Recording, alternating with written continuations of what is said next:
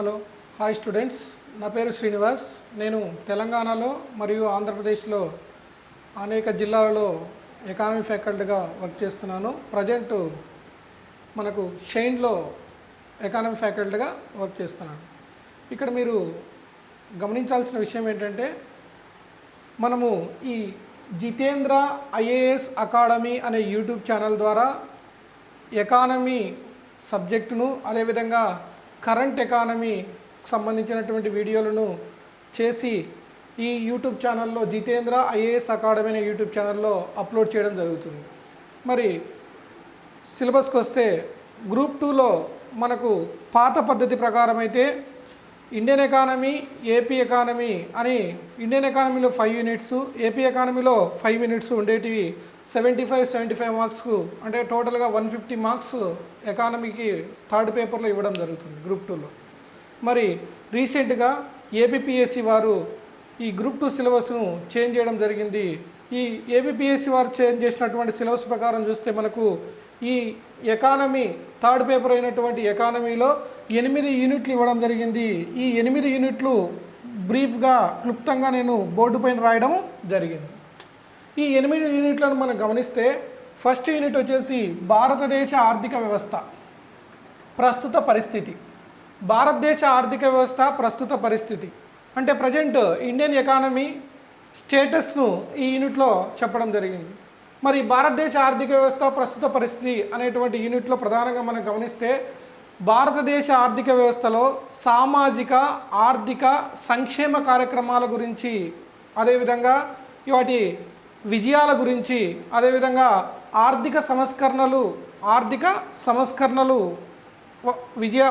సంస్కరణలు ఎలా అమలు చేయడం జరిగింది అనేటువంటి అంశాలను గురించి, అదేవిధంగా మనకు సమ్మిళిత అభివృద్ధి సుస్థిర అభివృద్ధి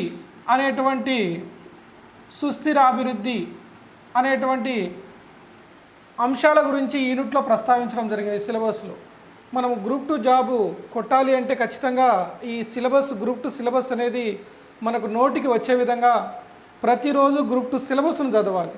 ఈ సిలబస్ను చదివినప్పుడు మనకు గ్రూప్ 2లో సిలబస్ ఏ విధంగా ఉంది అని మీరు అవగాహనకు వచ్చినప్పుడే కరెంట్ ఎకానమీ రోజు డైలీ న్యూస్ పేపర్లలో మనకు ఎకానమీకి సంబంధించినటువంటి ఆర్టికల్స్ కావచ్చు, అంశాలు కావచ్చు, ఎకానమీకి సంబంధించినటువంటి అంశాలు మనకు పేపర్లో రావడం జరుగుతుంది. వాటిని మనం నోట్ చేయగలుగుతాం ఎప్పుడు? సిలబస్ అవగాహన వచ్చినప్పుడు మాత్రమే, రైట్? సో ఇందులో ఫస్ట్ యూనిట్ భారతదేశ ఆర్థిక వ్యవస్థ ప్రస్తుత పరిస్థితి గురించి ఇవ్వడం జరిగింది. రెండో యూనిట్ భారతదేశ ఆర్థిక విధానాలు, ఇండియన్ ఎకనమిక్ పాలసీస్. ఇక్కడ ఇండియన్ ఎకనమిక్ పాలసీస్లో ప్రధానంగా మనం గమనిస్తే, భారతదేశం ఆర్థిక విధానాలలో ప్రధానంగా మనం చూస్తే వ్యవసాయ విధానాలు, అదేవిధంగా పారిశ్రామిక విధానాలు,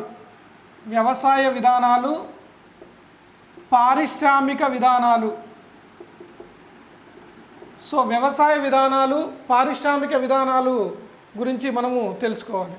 అందులో వ్యవసాయ విధానాలలో మనం గమనిస్తే భారతదేశంలో వ్యవసాయ అభివృద్ధి ఏ విధంగా ఉంది, అదేవిధంగా జీడిపిలో వ్యవసాయ రంగం యొక్క పాత్ర ఎంత, అదేవిధంగా రైట్ ఈ వ్యవసాయం అభివృద్ధి కోసము ప్రభుత్వం తీసుకున్నటువంటి చర్యలు ఏంటి అనేటువంటి అంశాల గురించి ఇక్కడ అధ్యయనం చేయవలసిన అవసరం ఉంది.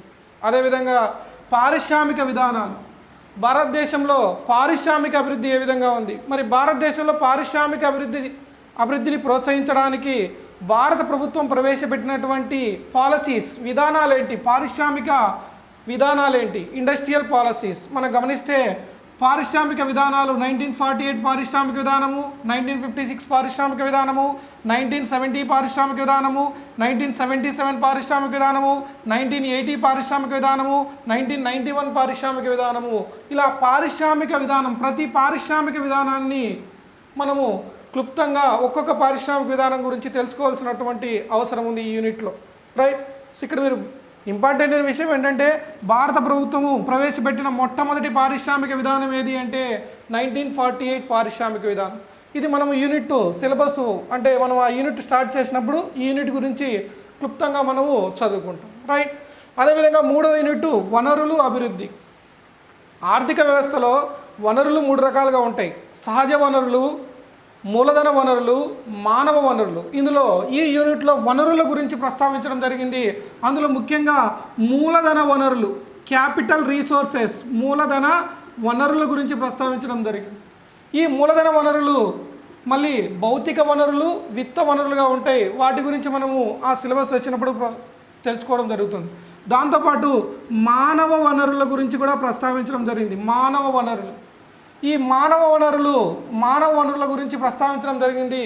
హ్యూమన్ రీసోర్సెస్ మానవ వనరులు అంటే ప్రధానంగా మీరు ఈ యూనిట్లో భారతదేశంలో ఉన్న జనాభా పరిమాణము, అదేవిధంగా జనాభా స్థితిగతులు అనగా జనసాంద్రత ఎంత ఉంది, సెక్స్ రేషియో ఎంత ఉంది, గ్రామీణ జనాభా ఎంత ఉంది, పట్టణ జనాభా ఎంత ఉంది, అక్షరాస్యత ఏ విధంగా ఉంది, అదేవిధంగా జనాభా సంబంధిత లాభము డెమోగ్రఫిక్ డివిడెంట్ అంటే ఏంటి అనేటువంటి అంశాల గురించి చదువుకోవాలి. దాంతోపాటు హ్యూమన్ డెవలప్మెంట్ ఇండెక్స్, మానవ వనరుల్లోనే మనకు హ్యూమన్ డెవలప్మెంట్ ఇండెక్స్ మానవాభివృద్ధి సూచిక గురించి కూడా తెలుసుకోవాలి. ఇక్కడ మానవ వనరులు అంటే ఎవరు అంటే 15 సంవత్సరాల నుండి 59 సంవత్సరాల వయసు కలిగి పనిచేయాలనే కోరిక ఉండి పనిచేసే శక్తి ఉన్న వర్గాన్ని మానవ వనరులు అంటారు. రైట్. సో ఇవి మనకు 3వ యూనిట్లో ఉన్నటువంటి ప్రధానమైనటువంటి అంశాలు. నెక్స్ట్ ద్రవ్యము, బ్యాంకింగ్. ఈ ద్రవ్యము, బ్యాంకింగ్ అనేటువంటి 4వ యూనిట్లో ద్రవ్యము, బ్యాంకింగ్, దీంతోపాటు ప్రభుత్వ విత్తము, పబ్లిక్ ఫినాన్స్, ప్రభుత్వ విత్తము అనేటువంటి 4వ యూనిట్ ఉంది. ద్రవ్యము అంటే ఏంటి, ద్రవ్యంలో రకాలేంటి, M1 ద్రవ్యము, M2 ద్రవ్యము, M3 ద్రవ్యము, M4 ద్రవ్యము. అదేవిధంగా ద్రవ్య సప్లైని నియంత్రించడానికి ఆర్బీఐ ప్రవేశపెట్టేటువంటి మానిటరీ పాలసీస్, ద్రవ్య విధానాలు అంటే ఏంటి అనేటువంటి అంశాల గురించి ఇక్కడ చదువుకుంటాము. దీంతోపాటు యూనిట్లో మనకు ద్రవ్యోల్బణము, ఇన్ఫ్లేషన్ గురించి తెలుసుకుంటాం. ద్రవ్యోల్బణం అంటే ఏంటి, ద్రవ్యోల్బణంలో రకాలేంటి, ద్రవ్యోల్బణానికి కారణాలేంటి, నివారణ చర్యలు ఏంటి అని సిలబస్లో ఇవ్వడం జరిగింది. అదేవిధంగా బ్యాంకింగ్ ప్రభుత్వ రంగ బ్యాంకులు, ప్రైవేట్ రంగ బ్యాంకులు. ప్రభుత్వ రంగ బ్యాంకుల్లో రీసెంట్గా వచ్చినటువంటి సంస్కరణలు ఏంటి, రైట్. అదేవిధంగా బ్యాంకులను ఒకదానితో ఒకటి విలీనీకరణం చేసి బ్యాంకుల సంఖ్యను ఎందుకు తగ్గించిండ్రు, రైట్. బ్యాంకింగ్ సంస్కరణలను ఏ విధంగా భారతదేశంలో చేపట్టడం జరిగింది అనేటువంటి అంశాలను ఈ బ్యాంకింగ్ అనేటువంటి సబ్ టాపిక్లో మనం చదువుతాం. దీంతోపాటు ప్రభుత్వ విత్తము, పబ్లిక్ ఫినాన్స్. ప్రభుత్వ విత్తము అనగా ప్రభుత్వానికి వచ్చేటువంటి రాబడి, ప్రభుత్వానికి వచ్చేటువంటి వ్యయము, ప్రభుత్వం చేసే అప్పును మూడింటిని కలిపి ప్రభుత్వ విత్తము అంటాం, రైట్. పబ్లిక్ ఫినాన్స్ అంటాం. ఇందులో ప్రభుత్వానికి రాబడి ప్రధానంగా చూస్తే మనకు పన్ను రాబడి, పన్నేతర రాబడి అంటే పన్ను ద్వారా వచ్చే ఆదాయము, పన్నేతర ఆదాయము వస్తుంది. ఇక్కడ పన్నుల్లో మళ్ళీ రకాలు ఉంటాయి, ప్రత్యక్ష పన్నులు, పరోక్ష పన్నులు. అందులో జిఎస్టీ గురించి ప్రధానంగా ప్రస్తావించడం చదువుకోవాలి. ఇక్కడ GST, goods and service tax. So పరోక్ష పన్నుల స్థానంలో వచ్చింది జిఎస్టీ, రైట్. సో ఇవి ఈ యూనిట్లో మనము అధ్యయనం చేస్తాం. లాస్ట్గా మనకు ఇండియన్ ఎకానమీకి సంబంధించి మొత్తం ఎకానమీలు 8 యూనిట్లు ఉంటే ఇండియన్ ఎకానమీకి సంబంధించినటువంటి యూనిట్లు 5 యూనిట్లు ఉన్నాయి. అందులో 5వ యూనిట్ ఏంటంటే జాతీయ ఆదాయం, నేషనల్ ఇన్కమ్. జాతీయ ఆదాయం అంటే ఏంటి, జాతీయ ఆదాయ భావనలు అంటే ఏంటి. జాతీయ ఆదాయ భావనలు జీడిపి, ఎన్డిపి, ఎన్ఎన్పి, జిఎన్పి లాంటి జాతీయ ఆదాయ భావనలు అంటే ఏంటి, జాతీయ ఆదాయాన్ని ఏ విధంగా కొలుస్తాము, అదేవిధంగా జాతీయ ఆదాయము పంపిణీ ఏ విధంగా ఉన్నది, తలసరి ఆదాయము ఏ విధంగా ఉంది భారతదేశంలో అని ఈ యూనిట్లో మనము అధ్యయనం చేయడం జరుగుతుంది, రైట్. సో ఓవరాల్గా గ్రూప్ 2లో 8 యూనిట్లు ఉంటే అందులో ఇండియన్ ఎకానమీకి సంబంధించినటువంటి యూనిట్లు మనకు 5 యూనిట్లు ఉన్నాయి.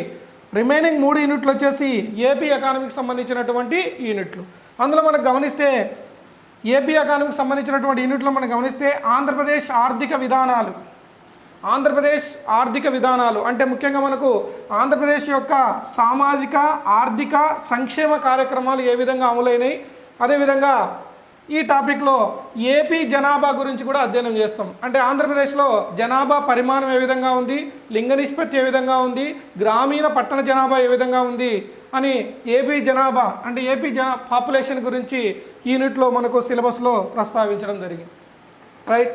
దాంతోపాటు వనరుల అభివృద్ధి, రెండో యూనిట్ ఏపీ ఎకానమీలో రెండో యూనిట్ వనరుల అభివృద్ధి గురించి ఇవ్వడం జరిగింది. వనరులు అంటే ఇక్కడ ముఖ్యంగా బడ్జెట్ అంటే ఆంధ్రప్రదేశ్ రాష్ట్రానికి సంబంధించినటువంటి బడ్జెట్ వనరులు ఏ విధంగా అందుబాటులోకి మనకు ఏ విధంగా వనరులు లభ్యమవుతున్నాయి, దానికి అవరోధాలు ఏ విధంగా ఉన్నాయి, రీసెంట్గా ఏపీ బైఫర్కేషన్ అంటే ఏపీ విభజన చట్టము అమలు తీరు ఏ విధంగా ఉంది, ఆంధ్రప్రదేశ్ రాష్ట్రానికి కేంద్ర ప్రభుత్వానికి మధ్య ఉన్నటువంటి సంక్షోభ పరిస్థితులు అంటే ఈ రెండింటి మధ్య ఉన్నటువంటి పరిస్థితులు ఏ విధంగా ఉన్నాయి, ఈ ఏపీ విభజన చట్టం సక్రమంగా అమలు జరిగిందా జరగలేదా అనేటువంటి అంశాలను ఈ సిలబస్లో ఈ యూనిట్లో సిలబస్గా ఇవ్వడం జరిగింది.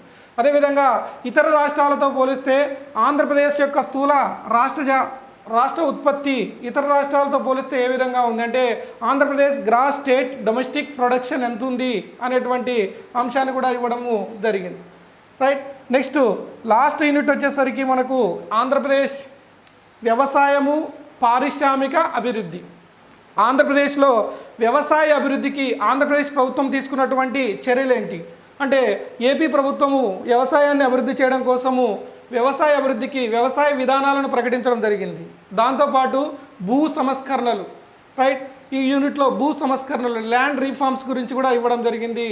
అదేవిధంగా ఏపీలో వ్యవసాయ ఉత్పత్తి పంపిణీ ఏ విధంగా ఉంది, అదేవిధంగా విత్త సమస్యలు ఏ విధంగా ఉన్నాయంటే రైతులకు సంబంధించినటువంటి ఆర్థిక సహాయం ఏ విధంగా ఉంది, విత్త సమస్యలు సబ్సిడీలు ఇవన్నీ ఏ విధంగా ఉన్నాయి అనేటువంటి అంశాలను ఈ యూనిట్లో మనం అధ్యయనం చేయవలసిన అవసరం ఉంది. నెక్స్ట్ ఆంధ్రప్రదేశ్లో పారిశ్రామిక అభివృద్ధి. ఆంధ్రప్రదేశ్లో పారిశ్రామిక అభివృద్ధికి అవరోధాలు ఏంటి అంటే పరిశ్రమల అభివృద్ధి చెందడానికి ముఖ్యంగా ఉన్న అవరోధాలు ఏంటి, అదేవిధంగా ఆంధ్రప్రదేశ్ ప్రభుత్వం పరిశ్రమలను అభివృద్ధి చేయడానికి తీసుకున్న చర్యలు, అందులో భాగంగానే ఏపీ పారిశ్రామిక విధానాలు గురించి ప్రస్తావించడం జరిగింది. దీంతోపాటు పారిశ్రామిక కారిడార్లు అదేవిధంగా సెజ్జులు గురించి కూడా ఇవ్వడం జరిగింది. రైట్, సో ఇవి మనకు గ్రూప్ 2లో ఉన్నటువంటి మొత్తం 8 యూనిట్లకు సంబంధించినటువంటి సిలబస్ బ్రీఫ్గా. ఈ సిలబస్ అనేది మీకు ఆల్రెడీ అందరి దగ్గర ఉంటుంది. ప్రతిరోజు ఈ సిలబస్ను మీరు ఒక 10 నిమిషాలు చదవాలి. సిలబస్ నోటికి వస్తే రైట్ మనము ఆ సిలబస్ నోటికి వస్తేనే ఆ సిలబస్ పైన పట్టు వస్తుంది. పట్టు వచ్చినప్పుడే మనకు కరెంట్ ఎకానమీకి సంబంధించినటువంటి అంశాన్ని కూడా మనము దీంట్లో యాడ్ చేసుకుంటూ ఉంటాం. రైట్, రోజు న్యూస్ పేపర్లో మనకు ఇంగ్లీష్ మీడియం వాళ్ళైతే హిందూ పేపర్ కానీ తెలుగు మీడియం వాళ్ళైతే ఈనాడు పేపర్లో మనకు ఎకానమీకి సంబంధించినటువంటి ఇష్యూస్ వస్తూ ఉంటాయి. ఆ ఇష్యూ దేనికి సంబంధించింది అని మనకు వస్తుంది. రీసెంట్గా సస్టైనబుల్ డెవలప్మెంట్ అనేటువంటి ఇష్యూను మనకు న్యూస్ పేపర్లో వచ్చింది. అదేవిధంగా స్వచ్ఛ భారత్ 2 అనేటువంటిది న్యూస్ అనేది న్యూస్ పేపర్లో వచ్చింది. ఇవన్నీ మనము సమ్మిళిత వృద్ధి సుస్థిరాభివృద్ధికి సంబంధించినటువంటి అంశం. రైట్, సో ఇది మనకు గ్రూప్ 2లో ఉన్నటువంటి సిలబస్, ఎకానమీకి సంబంధించినటువంటి సిలబస్. ఈ ఎకానమీ సిలబస్ను మనము అవగాహన చేసుకుని అంటే ఎకానమీని అర్థం చేసుకోవాలంటే ఫస్ట్ సిలబస్ అవగాహన ఉండాలి. రెండోది ఈ సిలబస్ను ఏ విధంగా పాత ప్రశ్నాపత్రాలు ఏ విధంగా ఉన్నాయని మీరు చూడాలి. మన ఎకానమీలో ప్రశ్నలు గమనిస్తే ఎక్కువగా ఇందులో 3 రకాలైనటువంటి ప్రశ్నలు మనకు కనబడుతూ ఉంటాయి. ఒకటి ఫ్యాక్ట్ బేస్డ్ క్వశ్చన్స్ అంటే డైరెక్ట్ ఫ్యాక్ట్స్ అడుగుతాడు. రెండోది అప్లికేషన్ ఓరియంటెడ్ అంటే అప్లికేషన్ విద్యార్థి అప్లికేషన్ అనువదించుకుంటున్నారా లేదా అనేటువంటి అంశాలను అడుగుతాడు. మూడో అంశము ఈ క్రింది వాళ్ళలో ఏవి సరైనవి అనే విస్తృతంగా ఏది సరికాదు ఏది సరైనవి అనేటువంటి అంశాలను కూడా అడుగుతున్నాడు. ఒకప్పుడు 2016 కన్నా ముందు గ్రూప్ 2లో రైట్ డైరెక్ట్గా ప్రశ్నలు ఎక్కువగా వచ్చేవి. కానీ 2016 నుంచి ప్యాటర్న్ సిలబస్ చేంజ్ అయింది. అదేవిధంగా ప్యాటర్న్ కూడా ప్రశ్నించే పద్ధతి ధోరణి కూడా మనకు ధోరణిలో కూడా మార్పు రావడం జరిగింది. సివిల్స్ తరహాలో మనకు గ్రూప్ 2లో ప్రశ్నలు అడుగుతున్నారు. కాబట్టి అప్లికేషన్ ఓరియంటెడ్ ప్రశ్నలు ఎక్కువగా మనము చదువుకోవాల్సినటువంటి అవసరము ఉంది. అంటే ఈ సిలబస్ను మనము డే టు డే లైఫ్కు అప్లై చేసుకోవాలి. ఇది గ్రూప్ 2 సిలబస్. మరి ఎకానమీలో గ్రూప్ 2 సిలబస్ను మనము చూడడం జరిగింది. ఫస్ట్ ఎకానమీ అంటే ఏంటి, ఆర్థిక వ్యవస్థ అంటే ఏంటి అని మనం చూస్తే ఆర్థిక వ్యవస్థ ఎకానమీ అంటే ఏంటి, ఎకానమీ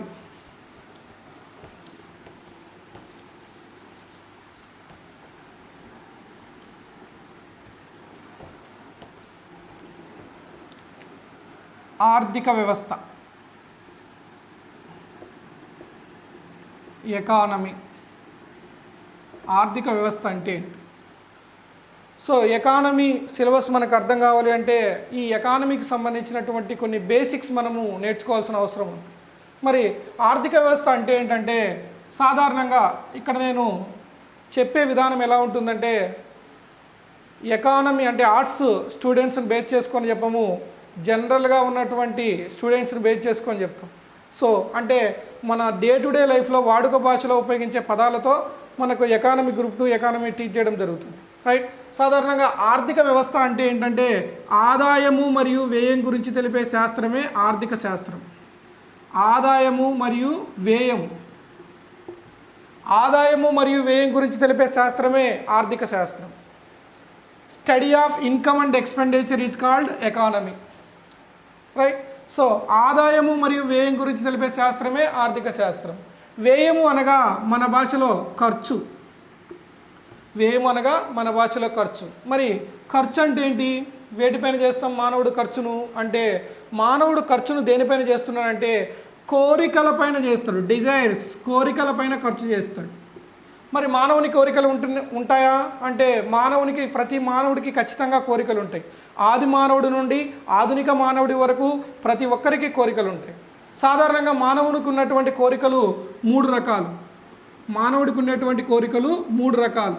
ఒకటి కనీస అవసరాలు, మినిమం నీడ్స్, కనీస అవసరాలు.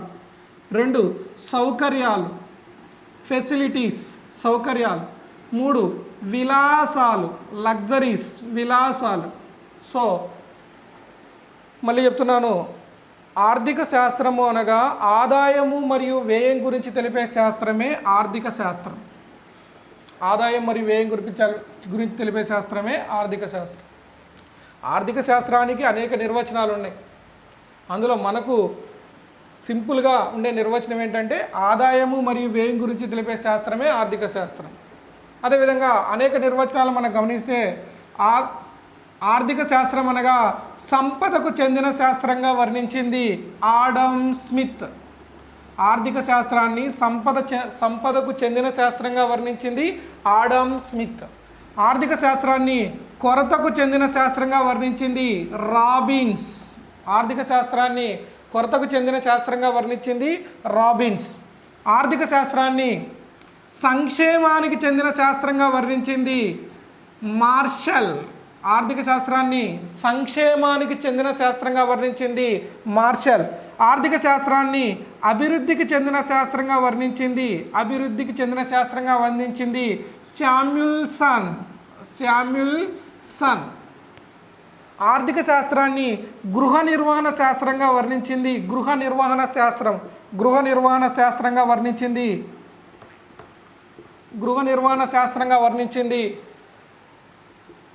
అరిస్టాటిల్.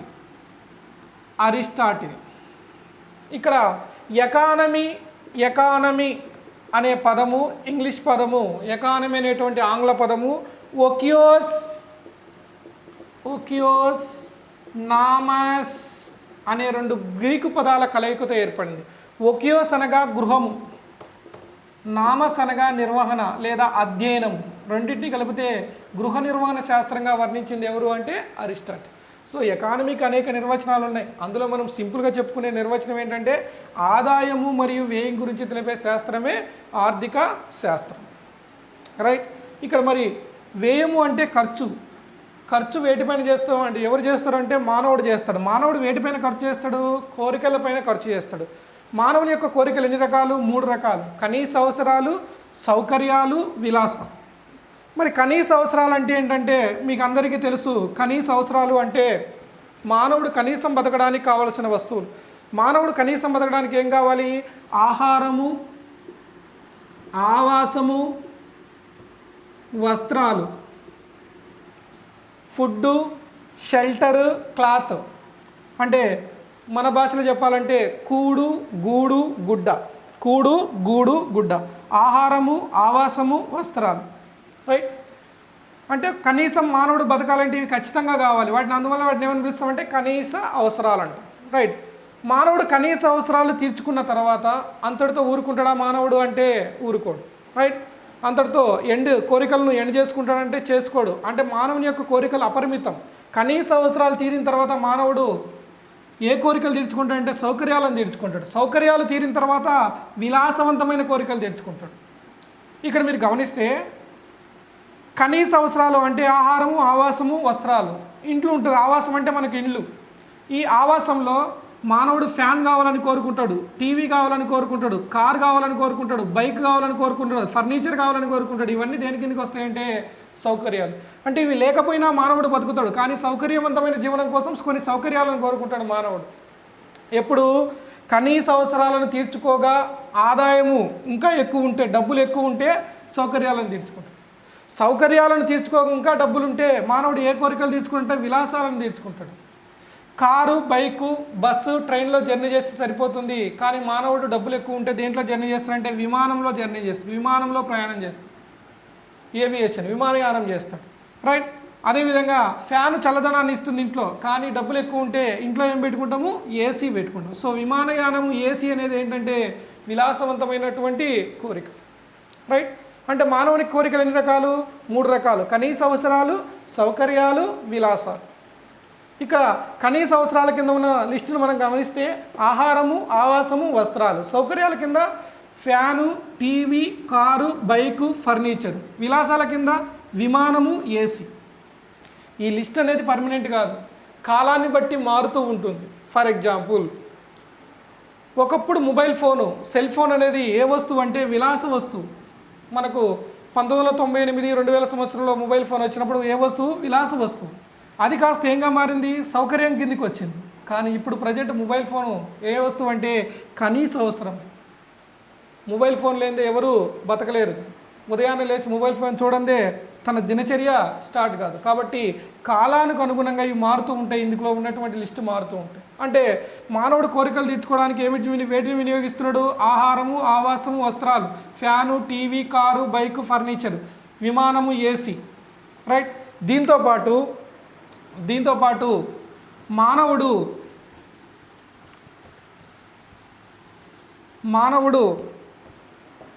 మంచి ఆరోగ్యాన్ని కోరుకుంటాడు, ఆరోగ్యం పైన ఖర్చు చేస్తాడు. అదేవిధంగా మంచి విద్యను కోరుకుంటాడు, విద్య. అదేవిధంగా పర్యాటకము, వర్తకము, హోటళ్ళు, రెస్టారెంట్లు. రైట్. వీటిపైన కూడా మనము ఖర్చు చేస్తాడు మానవుడు. కాబట్టి మానవుడు కోరికలను తీర్చుకోవడానికి మానవుడు వేటిపైన ఖర్చు చేస్తాడంటే కోరికలు తీర్చుకోవడానికి ఖర్చు చేస్తాడు. కోరికలను మనం గమనిస్తే కోరికల కింద 3 రకాల కోరికలు ఉన్నాయి. కనీస అవసరాలు, సౌకర్యాలు, విలాసాలు. ఇవి మనం గమనిస్తే ఆహారము, ఆవాసము, వస్త్రాలు, fan, TV, car, bike, furniture, విమానము, ఏసీ. వీటిని చూడగలం, అదేవిధంగా తాకగలం. కాబట్టి ఇవన్నీ ఏంటంటే వస్తువులు. ఇవన్నీ గూడ్స్, వస్తువులు. అదేవిధంగా ఆరోగ్యము, విద్య, పర్యాటకము, వర్తకము, హోటళ్ళు, రెస్టారెంట్లు, బ్యాంకింగ్, బీమా, రియల్ ఎస్టేట్. ఇవన్నీ ఏంటంటే సేవలు. సేవలు. అంటే మానవుడు కోరికలు తీర్చుకోవడానికి వేటిని వినియోగిస్తున్నాడు? వస్తువులను, సేవలను వినియోగిస్తున్నాడు మానవుడు. అంటే గూడ్స్ అండ్ సర్వీసెస్ను కన్జంప్షన్ వినియోగిస్తున్నాడు మానవుడు. వేటిని తీర్చుకోవడానికి? కోరికలు తీర్చుకోవడం. కాబట్టి మనము మానవుడు ఖర్చు వేటిపైన చేస్తున్నాడంటే వస్తువులను, సేవలను వినియోగించడానికి ఖర్చు చేస్తాడు మానవుడు. మరి వస్తువులు, సేవలను వినియోగించడానికి ఖర్చు చేస్తాడు. కాబట్టి ఆర్థిక వ్యవస్థలో ఈ వస్తువులు, సేవలకు డిమాండ్ ఏర్పడుతుంది. అంటే మానవునికి కోరిక ఉన్నంత కాలము, అంటే మానవులకు కోరికలు ఉన్నంత కాలము వేటికి డిమాండ్ ఉంటుంది? వస్తువులు, సేవలకు డిమాండ్ ఉంటుంది. అంటే ఆర్థిక వ్యవస్థలో వస్తువులు మరియు సేవలకు డిమాండ్ ఉంటుంది. మరి ఆర్థిక వ్యవస్థలో వస్తువులకు, సేవలకు డిమాండ్ ఉంటుంది. కాబట్టి ఎక్కడైతే డిమాండ్ ఉంటుందో అక్కడ ఖచ్చితంగా ఏముండాలంటే సప్లై ఉండాలి. అంటే వాటి ఉత్పత్తి జరగాలి. ఏటి ఉత్పత్తి? వస్తువులు, సేవల ఉత్పత్తి జరగాలి. మరి ఆర్థిక వ్యవస్థలో వస్తువులు సేవల ఉత్పత్తి ఎన్ని రంగాల్లో జరుగుతుందంటే 3 రంగాలలో జరుగుతుంది. ఎన్ని రంగాల్లో? 3 రంగాలు. ఒకటి వ్యవసాయ రంగము, 2 పారిశ్రామిక రంగము, 3 సేవా రంగము, service sector. Agriculture sector, industry sector, service sector. లేదా దీన్ని primary sector, secondary sector, tertiary sector, ప్రాథమిక రంగము, ద్వితీయ రంగము, తృతీయ రంగంగా కూడా చెప్పుకోవచ్చు. కాబట్టి ప్రాథమిక రంగానికి వ్యవసాయ రంగానికి ఉన్న తేడా ఏంటి, ద్వితీయ రంగానికి పారిశ్రామిక రంగానికి ఉన్న తేడా ఏంటి, సేవా రంగానికి తృతీయ రంగానికి ఉన్నటువంటి తేడా ఏంటి తర్వాత నేను చెప్తాను. రైట్. కాబట్టి ఇక్కడ ఒక్కసారి మనం గమనిస్తే సింపుల్గా చెప్పాలి అంటే మానవునికి కోరికలు ఉంటాయి. మానవుడు కోరికలు తీర్చుకోవడానికి వస్తువులను సేవలను వినియోగిస్తాడు. వస్తువులు సేవలు వినియోగిస్తాడు కాబట్టి ఆర్థిక వ్యవస్థలో వస్తు సేవల ఉత్పత్తి ఎన్ని రంగాల్లో ఉత్పత్తి అవుతుందంటే 3 రంగాల్లో ఉత్పత్తి అవుతుంది. ఒకటి వ్యవసాయ రంగము, 2 పారిశ్రామిక రంగము, 3 సేవా రంగం. వ్యవసాయ రంగము పారిశ్రామిక రంగంలో వస్తువులు ఉత్పత్తి అవుతాయి. సేవా రంగంలో సేవలు ఉత్పత్తి అవుతాయి. సో ఆర్థిక వ్యవస్థలో వస్తు సేవలు ఎన్ని రంగాల్లో ఉత్పత్తి అవుతాయి? 3 రంగాల్లో ఉత్పత్తి అవుతాయి. ఇక్కడ మీరు గమనిస్తే ఆర్థిక వ్యవస్థను 3 రంగాలుగా విభజించిన ఆర్థికవేత్త ఎవరు అంటే సైమన్ కుజ్నెట్స్. Simon Kuznets. ఈ సైమన్ కుజ్నెట్స్ అనేటువంటి ఆర్థికవేత్త సైమన్ కుజ్నెట్స్ అనేటువంటి ఆర్థికవేత్త ఆర్థిక వ్యవస్థను 3 రంగాలుగా విభజించండి. ఏంటవి? వ్యవసాయ రంగం, పారిశ్రామిక రంగం, సేవా రంగం. మనం ఎకానమీలో అది ఏపీ ఎకానమీ అయినా ఇండియన్ ఎకానమీ అయినా ఖచ్చితంగా ఈ 3 రంగాలు ఉంటాయి. వ్యవసాయ రంగం ఉంటుంది, పారిశ్రామిక రంగం ఉంటుంది, సేవా రంగం ఉంటుంది. రైట్. మరి వ్యవసాయ రంగం పారిశ్రామిక రంగంలో వస్తువులు ఉత్పత్తి అవుతాయి, సేవా రంగంలో సేవలు ఉత్పత్తి అవుతాయి. ఒక్కొక్క రంగాన్ని గురించి మనం తెలుసుకుందాం. ఫస్ట్ వ్యవసాయ రంగం. వ్యవసాయ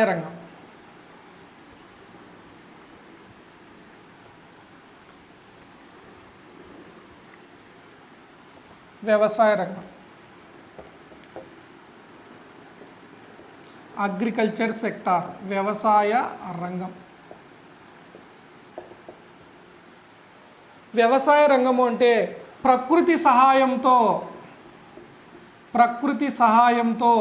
వస్తువులను ఉత్పత్తి చేసే రంగాన్ని వ్యవసాయ రంగం అంట. ప్రకృతి సహాయంతో వస్తువులను ఉత్పత్తి చేసే రంగాన్ని వ్యవసాయ రంగం అంటాం. అంటే వ్యవసాయ రంగానికి నిర్వచనం ఏంటి?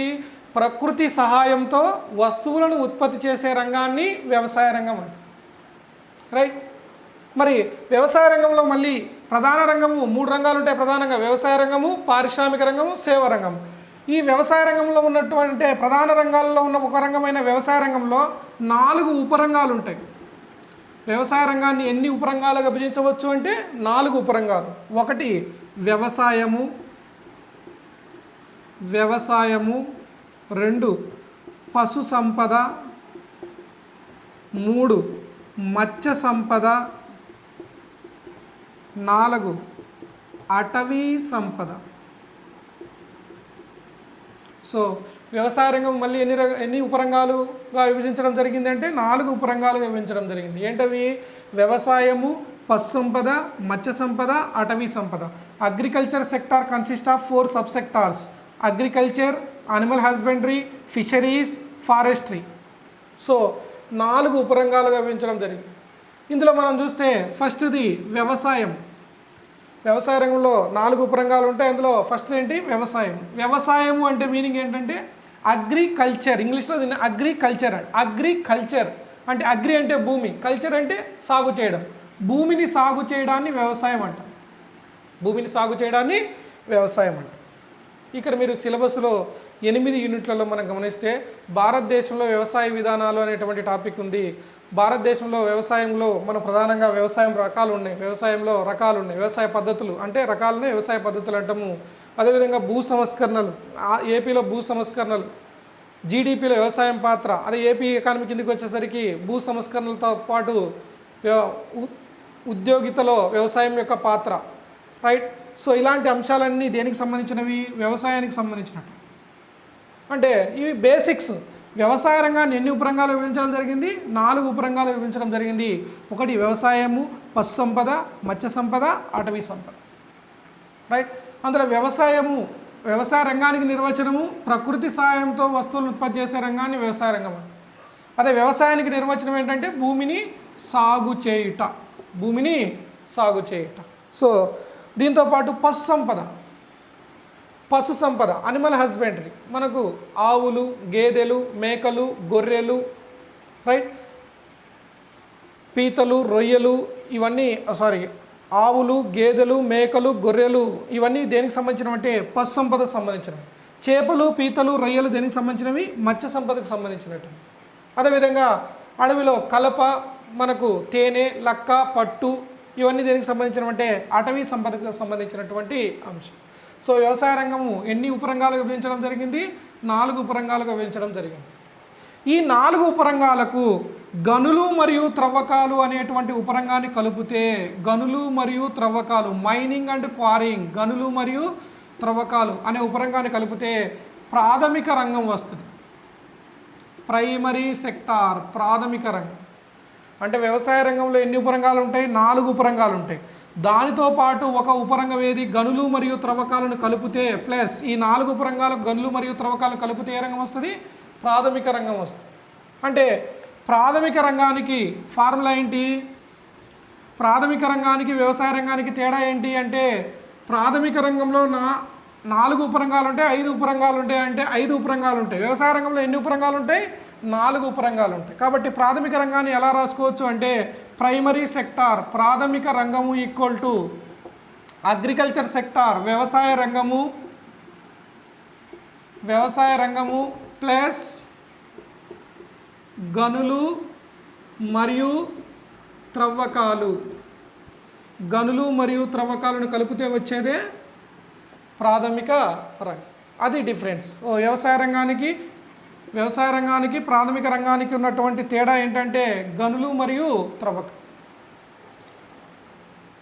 సో ఇది వ్యవసాయ రంగం గురించి.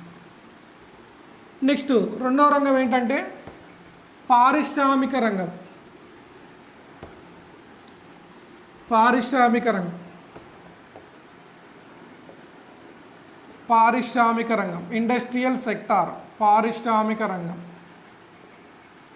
పారిశ్రామిక రంగానికి నిర్వచనం ఏంటంటే ముడి పదార్థాలను, రా మెటీరియల్, ముడి పదార్థాలను యంత్రాల సహాయంతో అంతిమ వస్తువులుగా తయారు చేసే రంగాన్ని, ముడి పదార్థాలను యంత్రాల సహాయంతో అంతిమ వస్తువులుగా తయారు చేసే రంగాన్ని పారిశ్రామిక రంగం. సాధారణంగా మనకు వస్తువులు 3 రకాలుగా ఉంటాయి.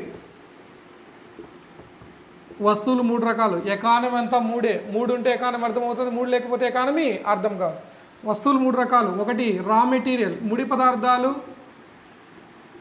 2 మిడివల్ గూడ్స్, మాధ్యమిక వస్తువులు. 3 ఫైనల్ గూడ్స్, అంతిమ వస్తువులు. ఇక్కడ ఏం చేస్తున్న పారిశ్రామిక రంగంలో ముడి పదార్థాలను డైరెక్ట్గా ఏంగా మారుస్తుంది? అంతిమ వస్తువులుగా మారుస్తుంది. వేటి సాయంతో, యంత్రాల సాయంతో. ఆ రంగాన్ని ఏమని పిలుస్తామో? పారిశ్రామిక రంగం. ఇవి మీకు అర్థం కావాలి అంటే పత్తి, కాటన్ నుంచి దారం, థ్రెడ్, దారం నుంచి వస్త్రం. పత్తి అనేది ముడి పదార్థం, పత్తి నుంచి దారం వస్తుంది. దారం అనేది మాధ్యమిక వస్తువు, వస్త్రం అనేది అంతిమ వస్తువు. ఇక్కడ ఇది అర్థం కాకపోతే బియ్యం పిండి నుంచి ఇడ్లీ, దోశ, ఇవి అంతిమ వస్తువులు. అంటే అంతిమ వస్తువులు అంటే ఏంటంటే అర్థము, వినియోగించడానికి వీలుగా ఉన్న వస్తువులను అంతిమ వస్తువులు అంట. మార్కెట్లో వినియోగించడానికి వీలుగా ఉన్న వస్తువులను అంతిమ వస్తువులు అంట. రైట్. అదే మాధ్యమిక వస్తువులు అంటే అంతిమ వస్తువు ఉత్పత్తికి దోహదపడే వస్తువులనే మాధ్యమిక వస్తువులు అంటాం. ఇప్పుడు వస్త్రం తయారు కావడానికి దారం కావాలి. సో వస్త్రం తయారు చేయడానికి ఉపయోగించేదే దారం. కాబట్టి అంతిమ వస్తువుల ఉత్పత్తికి దోహదపడే వస్తువులనే మాధ్యమిక వస్తువులు అంటాం. రైట్. ఇది మనకు ముడి పదార్థాలు అంటే సాధారణంగా న్యాచురల్ స్టేటస్లో లభించేటువంటివి ముడి పదార్థాలు. రైట్. సో వస్తువులు ఎన్ని రకాలు? 3 రకాలు. ముడి పదార్థ వస్తువు, మాధ్యమిక వస్తువు, అంతిమ వస్తువు. ఇక్కడ పారిశ్రామిక రంగం అంటే నిర్వచనం ఏంటంటే ముడి పదార్థాలను యంత్రాల సహాయంతో అంతిమ వస్తువులుగా తయారు చేసే రంగాన్ని పారిశ్రామిక రంగం అంటే. ఈ పారిశ్రామిక రంగం కూడా మనకు ఇండియన్ ఎకానమీలో ఉంది, ఏపీ ఎకానమీలో కూడా ఉంటుంది. మనకు సిలబస్ 8 యూనిట్లలో ఇండియన్ ఎకానమీలో మనకు భారతదేశ పారిశ్రామిక విధానాలు, ఆర్థిక పారిశ్రామిక విధానాలు 1948, 56, 70, 80, అదేవిధంగా 1991 నూతన ఆర్థిక సంస్కరణలు అన్నీ దేనికి సంబంధించిన అంటే పారిశ్రామిక రంగానికి సంబంధించినటువంటి అంశాలు, రైట్. అదేవిధంగా ఏపీలో పారిశ్రామిక విధానాలు, సెజ్జులు, పారిశ్రామిక కారిడార్లు, రైట్, ఇవన్నీ కూడా మనము పారిశ్రామిక రంగానికి సంబంధించినటువంటి సిలబస్, రైట్. సో పారిశ్రామిక రంగం అంటే నిర్వచనం ఏంటంటే ముడి పదార్థాలను యంత్రాల సహాయంతో అంతిమ వస్తువులుగా తయారు చేసే రంగాన్ని పారిశ్రామిక రంగం అంటే. ఇంతకుముందు మనం గతంలో వ్యవసాయ రంగం చెప్పుకునేటప్పుడు వ్యవసాయ రంగము అంటే నిర్వచనం చెప్పుకున్నాం ఏంటంటే ప్రకృతి సహాయంతో వస్తువులను ఉత్పత్తి చేసే రంగాన్ని వ్యవసాయ రంగం. ఇక్కడ పారిశ్రామిక రంగం అంటే ముడి పదార్థాలను యంత్రాల సహాయంతో అంతిమ వస్తువులుగా తయారు చేసే రంగాన్ని పారిశ్రామిక రంగం. మరి పారిశ్రామిక రంగాన్ని కూడా ఎన్ని ఉపరంగాలుగా విభజించినంటే 4 ఉపరంగాలుగా సబ్ సెక్టార్స్ 4 ఉపరంగాలుగా విభజించడం జరిగింది పారిశ్రామిక రంగం. అవి ఏంటంటే 1 గనులు మరియు త్రవ్వకాలు, మైనింగ్ అండ్ క్వారింగ్. 2 విద్యుత్, ఎలక్ట్రిసిటీ, గ్యాస్, విద్యుత్, గ్యాస్, నీటి సరఫరా, వాటర్ సప్లై, నీటి సరఫరా. 3 మ్యానుఫ్యాక్చరింగ్ సెక్టార్, తయారీ రంగం. 4 నిర్మాణ రంగము. ఈ నిర్మాణ రంగం మళ్ళీ గ్రామీణ నిర్మాణ రంగము, పట్టణ నిర్మాణ రంగం అని 2గా విభజించడం జరుగుతుంది, రైట్. ఇవి 4 ఉపరంగాలు. దేంట్లో ఉన్న 4 ఉపరంగాలు? పారిశ్రామిక రంగంలో ఉన్న ఉపరంగాలు ఎన్ని అంటే 4. 1 గనులు మరియు త్రవ్వకాలు, విద్యుత్, గ్యాస్, నీటి సరఫరా, తయారీ రంగము, నిర్మాణ రంగం, రైట్. మరి ఈ పారిశ్రామిక రంగంలో ఉన్న 4 ఉపరంగాలలో గనులు మరియు త్రవ్వకాలను తీసివేస్తే ఎన్ని ఉపరంగాలు ఉంటాయమ్మా? 3 ఉపరంగాలు ఉంటాయి. ఈ 3 ఉపరంగాలను కలిపి ఏమని పిలుస్తామంటే ద్వితీయ రంగము అంటాం, సెకండరీ సెక్టార్. పారిశ్రామిక రంగం నుంచి గనులు మరియు త్రవ్వకాలను తీసేస్తే వచ్చేది ద్వితీయ రంగం. ఈ తీసేసి ఎక్కడ కలిపినాము? వ్యవసాయ రంగాన్ని కలిపితే అక్కడ ప్రాథమిక రంగం వస్తుంది. మిగిలిన ఈ 3 రంగాలను కలిపి ఏమని పిలుస్తాము? ద్వితీయ రంగం అంటే. కాబట్టి పారిశ్రామిక రంగం ద్వితీయ రంగం ఒకటేనా అంటే కాదు. పారిశ్రామిక రంగంలో 4 ఉపరంగాలు ఉంటాయి.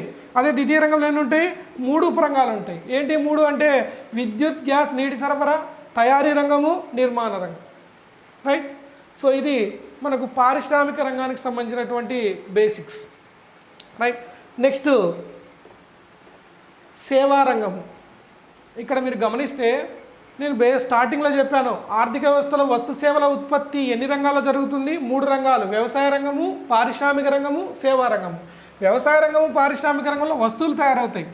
మరి 3rd సెక్టార్ ఏది అంటే ప్రధానంగా ఉన్నటువంటి రంగము, 3వ రంగం ఏది? ప్రధానమైన రంగము అంటే సేవా రంగము. పేరులోనే ఉంది, సర్వీస్ సెక్టార్, సేవా రంగము. అంటే సేవా రంగానికి నిర్వచనం అంటే సేవలను ఉత్పత్తి చేసే రంగాన్ని సేవా రంగం అంటే. అంటే ఇక్కడ ఏం ఉత్పత్తి అవుతాయి? సేవలు ఉత్పత్తి అవుతాయి. సేవా రంగం అన్నా తృతీయ రంగము, టెరిషరీ సెక్టార్, తృతీయ రంగము అన్నా ఒకటే. ఇది డిఫరెన్స్ లేదు, భేదం లేదు. సేవా రంగానికి తృతీయ రంగానికి ఈ రెండింటి మధ్య వ్యత్యాసం ఏమీ లేదు. సేవా రంగం అన్నా ఒకటే, తృతీయ రంగం అన్నా ఒకటే. మరి సేవా రంగం కూడా ఉపరంగాలుగా విభజించడం జరిగింది సేవా రంగాన్ని కూడా.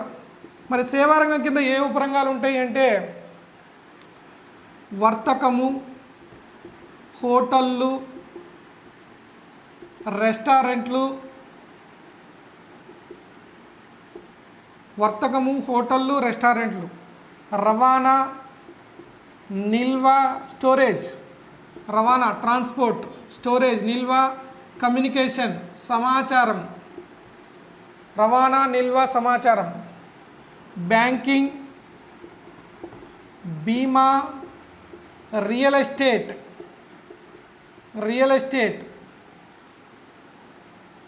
సాంఘిక సేవలు, సోషల్ సర్వీసెస్, సాంఘిక సేవలు, అదర్ సర్వీసెస్, ఇతర సేవలు, రంగాలుగా విభజించడం జరిగింది. ఏ రంగాన్ని? సేవా రంగాన్ని. ఇక్కడ మీరు గమనిస్తే మన గ్రూప్ 2 సిలబస్లో సేవారంగం గురించి కూడా ఇవ్వడం జరిగింది. అందులో ముఖ్యంగా సేవారంగం దేనికి సంబంధించి ఇక్కడ గమనిస్తే సమాచారం, ఇన్ఫర్మేషన్, ఐటీ రంగం యొక్క పాత్ర అనేటువంటి సిలబస్లో ఐటీ రంగం పాత్ర, భారతదేశంలో ఐటీ రంగం పాత్ర, ఉపాధిలో ఐటీ రంగం యొక్క ప్రాముఖ్యతను గురించి సిలబస్లో ఇవ్వడము జరిగింది. రైట్. అదేవిధంగా ద్రవ్యము బ్యాంకింగ్లో బ్యాంకింగ్ అనేటువంటి టాపిక్ ఇవ్వడం జరిగింది మనకు. రైట్. సో సాంఘిక సేవలు, ప్రభుత్వం ప్రజలకు అందించేటువంటి సేవలను సాంఘిక సేవలు అంటాము. ప్రజలకు సంక్షేమ పథకాలు ప్రవేశపెడుతుంది కాబట్టి ఇక్కడ మీరు గమనిస్తే ఈ సేవారంగానికి సంబంధించినటువంటి కొన్ని అంశాలు కూడా మనకు సిలబస్లో ఉండడం జరిగింది. సేవారంగం అన్నా తృతీయ రంగం అన్నా రెండు ఒకటి. రైట్. సో ఇవి ప్రధానంగా ఉన్నటువంటి మూడు రంగాలు. ఒక్కసారి మళ్ళీ గమనిస్తే మానవునికి కోరికలు ఉంటాయి. కోరికలను తీర్చుకోవడానికి మానవుడు వస్తువులను, సేవలను వినియోగిస్తాడు. వస్తువులు, సేవలు ఎన్ని రంగాలు ఉత్పత్తి అవుతాయి? 3 రంగాలు ఉత్పత్తి అవుతాయి. వ్యవసాయ రంగము, పారిశ్రామిక రంగము, సేవా రంగం. రైట్. మరి వ్యవసాయ రంగం, పారిశ్రామిక రంగంలో వస్తువులు తయారవుతాయి, సేవా రంగంలో సేవలు తయారవుతాయి. మరి వ్యవసాయ రంగము, పారిశ్రామిక రంగము, సేవా రంగంలో 3 రంగాలలో వస్తువులు, సేవలు ఉత్పత్తి కావాలి అంటే, ఆర్థిక వ్యవస్థలో వస్తు సేవల ఉత్పత్తి జరగాలి అంటే వనరులు ఉండాలి. రీసోర్సెస్, వనరులు ఉండాలి. వనరులు అనేటువంటి టాపిక్ కూడా మనకు గ్రూప్ 2లో భారతదేశ వనరులు, అదేవిధంగా ఆంధ్రప్రదేశ్ వనరులు అనేటువంటి సిలబస్లో ఇవ్వడం జరిగింది. వనరులు ఉండాలి అంటే ఆర్థిక వ్యవస్థలో వస్తువులు, సేవల ఉత్పత్తి జరగాలి అంటే ఉత్పత్తి జరగాలంటే ఖచ్చితంగా ఏముండాలి? వనరులు ఉండాలి. వ్యవసాయ రంగము, పారిశ్రామిక రంగము, సేవా రంగంలో వస్తు సేవల ఉత్పత్తి జరగాలి అంటే రీసోర్సెస్, వనరులు ఉండాలి. సాధారణంగా వనరులు ఎన్ని రకాలంటే 3 రకాల వనరులు ఉంటాయి. Resources are 3 types. ఒకటి న్యాచురల్ రీసోర్సెస్, సహజ వనరులు. 2 క్యాపిటల్ రీసోర్సెస్, మూలధన వనరులు. 3 హ్యూమన్ రీసోర్సెస్, మానవ వనరులు. Natural resources, capital resources, human resources. So వనరులు ఎన్ని రకాలు? 3 రకాలు. అందులో ప్రధానమైనది ఏంటంటే ఇక్కడ 3 రకాల వనరులు ఉంటాయి ప్రధానంగా. అవి ఏంటంటే సహజ వనరులు, మూలధన వనరులు, మానవ వనరులు. ఇందులో సహజ వనరులు, న్యాచురల్ రీసోర్సెస్ అంటే సహజ సిద్ధంగా లభించే వనరులను సహజ వనరులు అంటాం. సహజ సిద్ధంగా అంటే ప్రధానంగా మనం గమనిస్తే భూమి, నీరు, పర్వతాలు, పీఠభూములు, మైదానాలు, అడవులు, ఖనిజాలు, సూర్యరశ్మి, గాలి, ఇవన్నీ దేనికి సంబంధించినవి? సహజ వనరులకు సంబంధించి. సముద్రాలు, నదులు సహజ వనరులు. అదే మూలధన వనరులు అంటే నిర్వచనం ఏంటంటే నిరంతరం ఉత్పత్తిలో పాల్గొనే వనరులను మూలధన వనరులు అంటాం. నిరంతరం ఉత్పత్తిలో పాల్గొనే వనరులను మూలధన వనరులు అంటాం.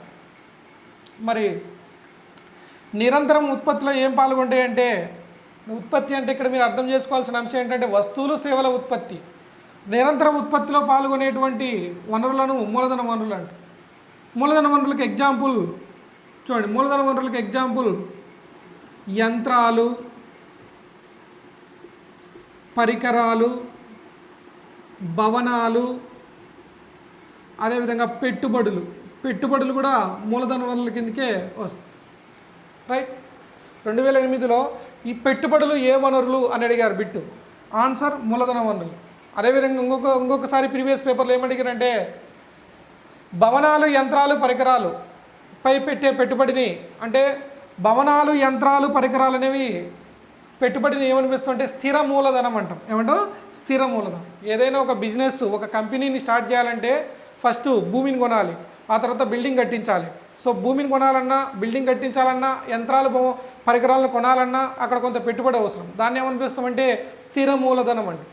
ఆ కంపెనీ పెట్టిన తర్వాత అది రన్ కావడానికి, కంటిన్యూస్గా రన్ కావడానికి మళ్ళీ పెట్టుబడి అవసరం ఉంటుంది. దాన్ని చర మూలధనం అంట. ఇక్కడ మీరు గమనిస్తే మూలధనము యంత్రాలు, భవనాలు, పరికరాలు, ఇవి మూలధన వనరులకి బెస్ట్ ఎగ్జాంపుల్. యంత్రం కానీ భవనం కానీ ఒక వస్తువును మాత్రం ఉత్పత్తి చేయదు, అనేక వస్తువులను ఉత్పత్తి చేస్తూ పోతుంది. ఫర్ ఎగ్జాంపుల్ ఈ క్లాస్ రూమ్ ఉంది, ఈ క్లాస్ రూమ్ ఒక బ్యాచ్కి మాత్రమే సేవను అందించదు, తర్వాత వచ్చేటువంటి బ్యాచ్లకు కూడా సేవను అంటే నిరంతరము ఉత్పత్తిలో పాల్గొంటుంది. నిరంతరం ఉత్పత్తిలో పాల్గొనే వనరులను ఏమని పిలుస్తామంటే మూలధన వనరులు అంట. రైట్. అదేవిధంగా మానవ వనరులు, నెక్స్ట్ మూడవది వచ్చేసి మానవ వనరులు, హ్యూమన్ రీసోర్సెస్. మానవ వనరులు, హ్యూమన్ రీసోర్సెస్, మానవ వనరులు అంటే ఇక్కడ మానవ వనరులు అంటే జనాభా అని అర్థం కాదు, జనాభా అని అర్థము కాదు, జనాభా కాదు మానవ వనరులు అంటే. సాధారణంగా జనాభా అంటే ఏంటి? ఒక నిర్దిష్ట ప్రదేశంలో నిర్దిష్ట కాలంలో నివసిస్తున్నటువంటి ప్రజలను ఏమని పిలుస్తాము? జనాభా అంటాం. జనాభా మానవ వనరులు కాదు. ఈ జనాభాలో 3 రకాల వయసుల వారు కనిపిస్తారు మనకు. 0 నుండి 14 సంవత్సరాల వయసు ఉన్నవారు అంటే వీళ్ళ పిల్లలు అని పిలుస్తాం. 15 సంవత్సరాల నుండి 59 సంవత్సరాల వయసు ఉన్నవారు, వీరిని మనము చూడండి 0 నుంచి 14 సంవత్సరాల ఉన్న వారిని పిల్లలని పిలిస్తే 15 నుండి 59 సంవత్సరాల వయసు ఉన్న వారిని ఏమని పిలుస్తామంటే మనకు శ్రామికులు అంటాం. అంటే వీళ్ళు పనిచేస్తూ ఉంటారు. అదే 60 సంవత్సరాల పైన ఉన్న వారిని ఏమని పిలుస్తామంటే వృద్ధులు అంటాం. వృద్ధులు. ఇక్కడ మానవ వనరులు అంటే ఎవరు అంటే 15 సంవత్సరాల నుండి 59 సంవత్సరాల వయసు కలిగి పని చేయాలనే కోరిక ఉండి పనిచేసే శక్తి ఉన్న వర్గాన్ని ఏమనిపిస్తాము? మానవ వనరులు అంటే. మానవ వనరులు, అది మానవ వనరులు అంటే. రైట్. సో ఇక్కడ మానవ వనరులు మనకు సిలబస్లో మానవ వనరులు మీద మనకు టాపిక్లో సిలబస్లో ఉన్నటువంటి 8 యూనిట్స్లో మొత్తం 8 యూనిట్లలో ఏపీ జనాభా గురించి, ఏపీ ఎకానమీలో ఏపీ జనాభా ఉంది. అదేవిధంగా ఇండియన్ ఎకానమీలో ఇండియన్ పాపులేషన్, భారతదేశ జనాభా గురించి కూడా ఉంది. అదేవిధంగా మానవాభివృద్ధి నివేదిక, హ్యూమన్ డెవలప్మెంట్ ఇండెక్స్ అనే సూచిక ఉంటుంది, దాన్ని కూడా మనకు సిలబస్లో ఇవ్వడం జరిగింది. హ్యూమన్ డెవలప్మెంట్ ఇండెక్స్ కూడా దేనికి సంబంధించింది? మానవ వనరులకు సంబంధించినటువంటి అంశం. జనాభా సంబంధిత లాభము, డెమోగ్రఫిక్ డివిడెంట్ కూడా మనకు ఇక్కడ ఈ టాపిక్ సంబంధించినటువంటి అంశం. కాబట్టి మానవ వనరులు అంటే ఎవరు అంటే 15 సంవత్సరాల నుండి 59 సంవత్సరాల వయసు కలిగి పని చేయాలనే కోరిక ఉండి పనిచేసే శక్తి ఉన్న వర్గాన్ని మానవ వనరులు అంటే. ఇవి ప్రధానంగా 3 రకాల వనరులు. మరి భారతదేశం కానీ ఆంధ్రప్రదేశ్ కానీ మనము ఈ వనరుల పరంగా చూస్తే భారతదేశంలో సహజ వనరులు పుష్కలంగా ఉన్నాయి. అంటే భారతదేశంలో సహజ వనరులు పుష్కలంగా ఉన్నాయి. భారతదేశంలో సహజ వనరుల కొరత లేదు. భారతదేశంలో గంగా మైదానము, సింధు గంగా నది, సింధు, బ్రహ్మపుత్ర, అదేవిధంగా మన దక్షిణ భారతదేశంకి వస్తే గోదావరి, కృష్ణ, పెన్నా ఇలాంటి నదులు ఉన్నాయి. అదేవిధంగా తూర్పు తీర మైదానము, పశ్చిమ తీర మైదానము, తూర్పు కనుమలు, పశ్చిమ కనుమలు, దక్కన్ పీఠభూమి, మాల్వా పీఠభూమి, చోటానాగ్పురి పీఠభూమి ఇలాంటి సహజ వనరులు పుష్కలంగా ఉన్నాయి భారతదేశంలో. 974 కిలోమీటర్ల తీరరేఖ పొడవు అంటే సముద్ర తీర ప్రాంతం ఉంది భారతదేశంలో.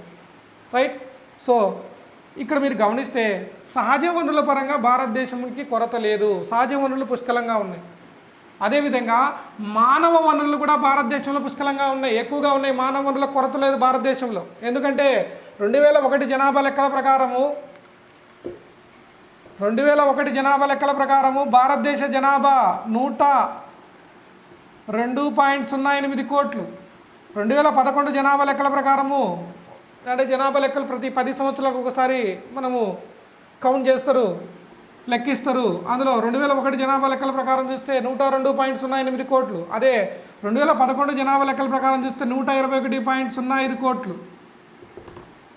ప్రొవిజనల్ ఫైనల్ పాపులేషన్ ప్రకారం 121.05 కోట్లు. అంటే దాదాపు 121 కోట్ల జనాభా. అంటే ప్రపంచంలో అత్యధిక జనాభా కలిగిన మొదటి దేశం చైనా అయితే రెండో దేశం ఏది అంటే భారతదేశం. భారతదేశంలో మానవ వనరుల కొరత ఉందా అంటే లేదు. ఎందుకంటే 10 సంవత్సరాల్లోనే జనాభా దాదాపు మనకు 10 సంవత్సరాలలో 18.14 కోట్ల జనాభా పెరిగింది. మరి 18.14 కోట్ల జనాభా పెరిగిందంటే భారతదేశం గొప్పతనం ఏంటంటే భారతదేశం 10 సంవత్సరాలు కళ్ళు మూసుకుంటే అంటే 10 సంవత్సరాల కాలంలోనే పెరిగిన జనాభా ఏ దేశ జనాభాకు సమానము? బ్రెజిల్ దేశ జనాభాకు సమానం. అంటే భారతదేశం 10 సంవత్సరాలు కళ్ళు మూసుకుంటే ఒక బ్రెజిల్ దేశాన్ని, 1 సంవత్సరం కళ్ళు మూసుకుంటే ఒక ఆస్ట్రేలియా దేశాన్ని సృష్టిస్తుంది. అంటే భారతదేశంలో మానవ వనరులకు కొరత లేదు. రైట్. అదేవిధంగా మీరు గమనిస్తే 100 కోట్ల జనాభాను దాటించిన దేశాలు రెండే, ఒకటి చైనా, 2 భారత్. భారతదేశము చైనాతో పోటీ పడుతుంది. ప్రపంచంలో అత్యధికంగా జనాభా కలిగిన దేశాలు మనం గమనిస్తే 1 చైనా, 2 భారత్, 3 అమెరికా.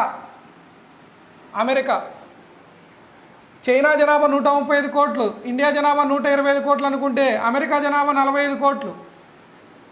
అంటే భారతదేశానికి ఎవరు పోటీ లేరు, భారతదేశంతో పోటీ పడేది ఎవరు లేరు. కానీ భారతదేశం ఎవరితో పోటీ పడుతుంది? చైనాతో పోటీ పడుతుంది. రైట్. ఒకప్పుడు 2050 కల్లా చైనాను ఓడిస్తుంది అనుకున్నాం ఇండియా. దేంట్లో? అభివృద్ధిలో కాదు, జనాభాలో. కానీ 2050 కూడా అవసరం లేదు. తర్వాత 2030 కల్లా అమెరికన్ పాపులేషన్ బ్యూరో వారు ఏమని చెప్పినంటే భారతదేశానికి 2050 సంవత్సరం అవసరం లేదు, 2030 కల్లా భారతదేశం చైనా ఓడిస్తుంది జనాభా పరంగానే లెక్కించడం జరిగింది.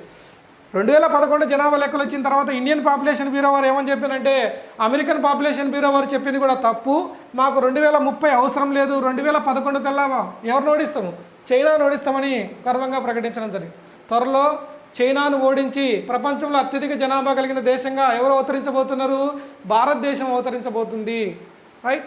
అందువల్ల భారతదేశంలో మానవ వనరులకు కొరత లేదు. ఓకేనా? సో ఇవి వనరులు. సో మళ్ళీ ఒకసారి చెప్తున్నా, మానవునికి కోరికలు ఉంటాయి, కోరికలు తీర్చుకోవడానికి వస్తువులు సేవలను వినియోగిస్తాడు, వస్తువులు సేవలను వినియోగిస్తాడు. కాబట్టి ఆర్థిక వ్యవస్థలో వస్తు సేవల ఉత్పత్తి 3 రంగాల్లో జరుగుతుంది: వ్యవసాయ రంగము, పారిశ్రామిక రంగము, సేవా రంగము. వ్యవసాయ రంగము, పారిశ్రామిక రంగము, సేవా రంగంలో వస్తువులు సేవలు ఉత్పత్తి కావాలంటే వనరులు కావాలి. వనరులు 3 రకాలు: సహజ వనరులు, మూలధన వనరులు, మానవ వనరులు. రైట్. మరి ఈ వనరుల సాయంతో వస్తువులు సేవలను ఉత్పత్తి చేస్తాం ఆర్థిక వ్యవస్థలో. సాధారణంగా ఆర్థిక వ్యవస్థలో వస్తువులు సేవలను ఉత్పత్తి చేసేవారిని ఏమని పిలుస్తామంటే ఉత్పత్తిదారులు అంటాం. ఏమంటారండి? ఉత్పత్తిదారులు. ఆర్థిక వ్యవస్థలో వస్తువులు సేవలను ఉత్పత్తి చేసేవారిని ఉత్పత్తిదారులు, ప్రొడ్యూసర్స్ అంటాం. మరి ఆర్థిక వ్యవస్థలో వస్తువులు సేవలను వినియోగించే వారిని వినియోగదారులు, కన్జ్యూమర్స్ అంటాం. మరి ఆర్థిక వ్యవస్థలో వస్తువులు సేవలు ఉత్పత్తి చేసేవారు ఉత్పత్తిదారులు, వినియోగించేవారు వినియోగదారులు. ఉత్పత్తిదారులు ఉత్పత్తి చేసిన వస్తువులు సేవలు డైరెక్ట్గా వినియోగదారులకు వస్తాయంటే రావు. మధ్యలో ఎవరు ఉంటారంటే వర్తకులు ఉంటారు. ట్రేడర్స్, వర్తకులు ఉంటారు. ఉత్పత్తిదారులు ఉత్పత్తి చేసిన వస్తువులను వినియోగదారులకు చేరవేయడానికి మధ్యలో ఉన్న మధ్యవర్తులే ఎవరు అంటే వర్తకులు, ట్రేడర్స్. ఈ వర్తకులు 2 రకాలు: టోకు వర్తకుడు, చిల్లర వర్తకుడు. Wholesale trader, retail trader. ఇవన్నీ ఎకానమీకి సంబంధించినటువంటి బేసిక్స్. ఈ చార్ట్ ఎక్కడ ఉపయోగపడుతుందని మనకు ద్రవ్యోల్బణం అనే టాపిక్ ఉంది మనకు ఇండియన్ ఎకానమీలో. ఆ ద్రవ్యోల్బణం వద్ద ఇక్కడ మనకి ఈ చార్ట్ ఉపయోగపడుతుంది. ఉత్పత్తిదారుల నుంచి వస్తువులు ఎవరికి వస్తాయి? ఫస్ట్ వర్తకులకు వస్తాయి. వర్తకుల తర్వాత ఎవరికి వస్తాయి? వినియోగదారులకు వస్తాయి. వర్తకులు ఎన్ని రకాలు? 2 రకాలు: టోకు వర్తకుడు, చిల్లర వర్తకుడు. అంటే వస్తువులు ఉత్పత్తిదారుల నుంచి టోకు వర్తకుడికి, అంటే టోకు వర్తకులు అంటే ఎవరు అంటే ఉత్పత్తిదారుల నుంచి ఎక్కువ మొత్తంలో సరుకు తెచ్చుకునేవారు టోకు వర్తకులు, వాళ్ళ నుంచి వస్తువులు తెచ్చుకునేవారు చిల్లర వర్తకులు. మన చిన్న గల్లీల్లో వీధుల్లో ఉన్నటువంటి షాపులు ఉండేవారు చిల్లర వర్తకులు. ఆ షాపుల నుంచి మనము వస్తువులు కొంటాం. మనం ఎవరు అంటే వినియోగదారు. రైట్. ఇక్కడ మీరు గమనిస్తే ఫస్ట్ వస్తువులు సేవలు ఉత్పత్తి చేయడానికి కొంత పెట్టుబడి పెట్టి ఖర్చు పెట్టి ఉత్పత్తి చేసేది ఎవరు? ఉత్పత్తిదారు. మరి ఉత్పత్తిదారులు వస్తువులు మరియు సేవలను ఉత్పత్తి చేయాలంటే కొన్ని కారకాలను ఉపయోగిస్తారు. ఆ కారకాలను ఏమని పిలుస్తామంటే ఉత్పత్తి కారకాలు అంటాం. ఏమంటాం? ఉత్పత్తి కారకాలు.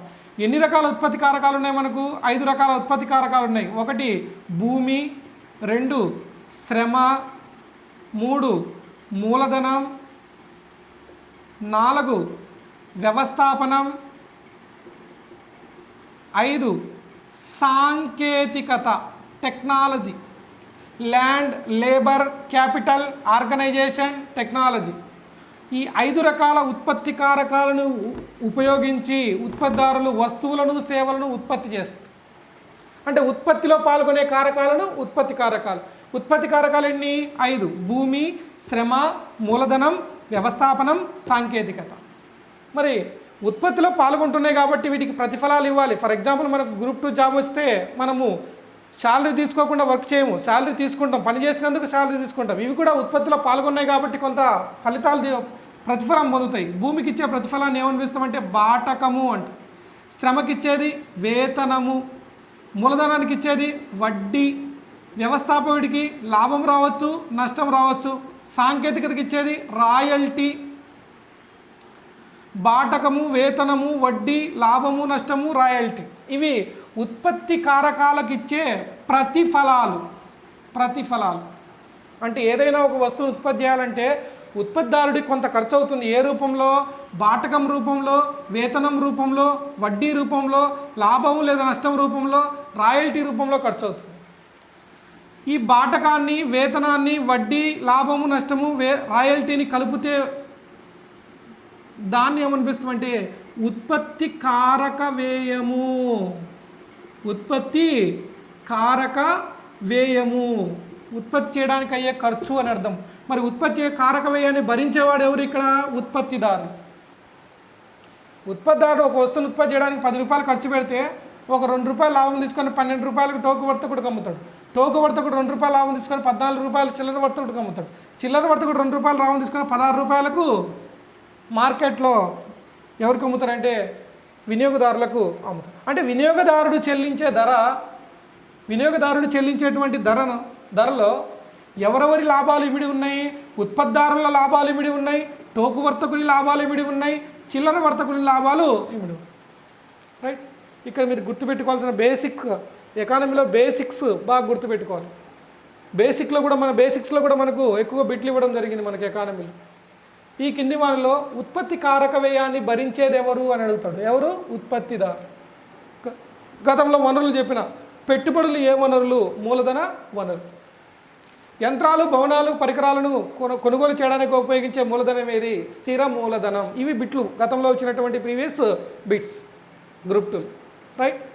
సో ఆర్థిక వ్యవస్థలో వస్తువులు ఉత్పత్తి చేసేవారిని ఉత్పత్తిదారులు అంటాం, వినియోగించేవారిని వినియోగదారులు. ఉత్పత్తిదారులకు వినియోగదారులకు మధ్యలో ఉన్నవారిని వర్తకులు. వర్తకులు ఎన్ని రకాలు? 2 రకాలు, టోకు వర్తకుడు, చిల్లర వర్తకుడు.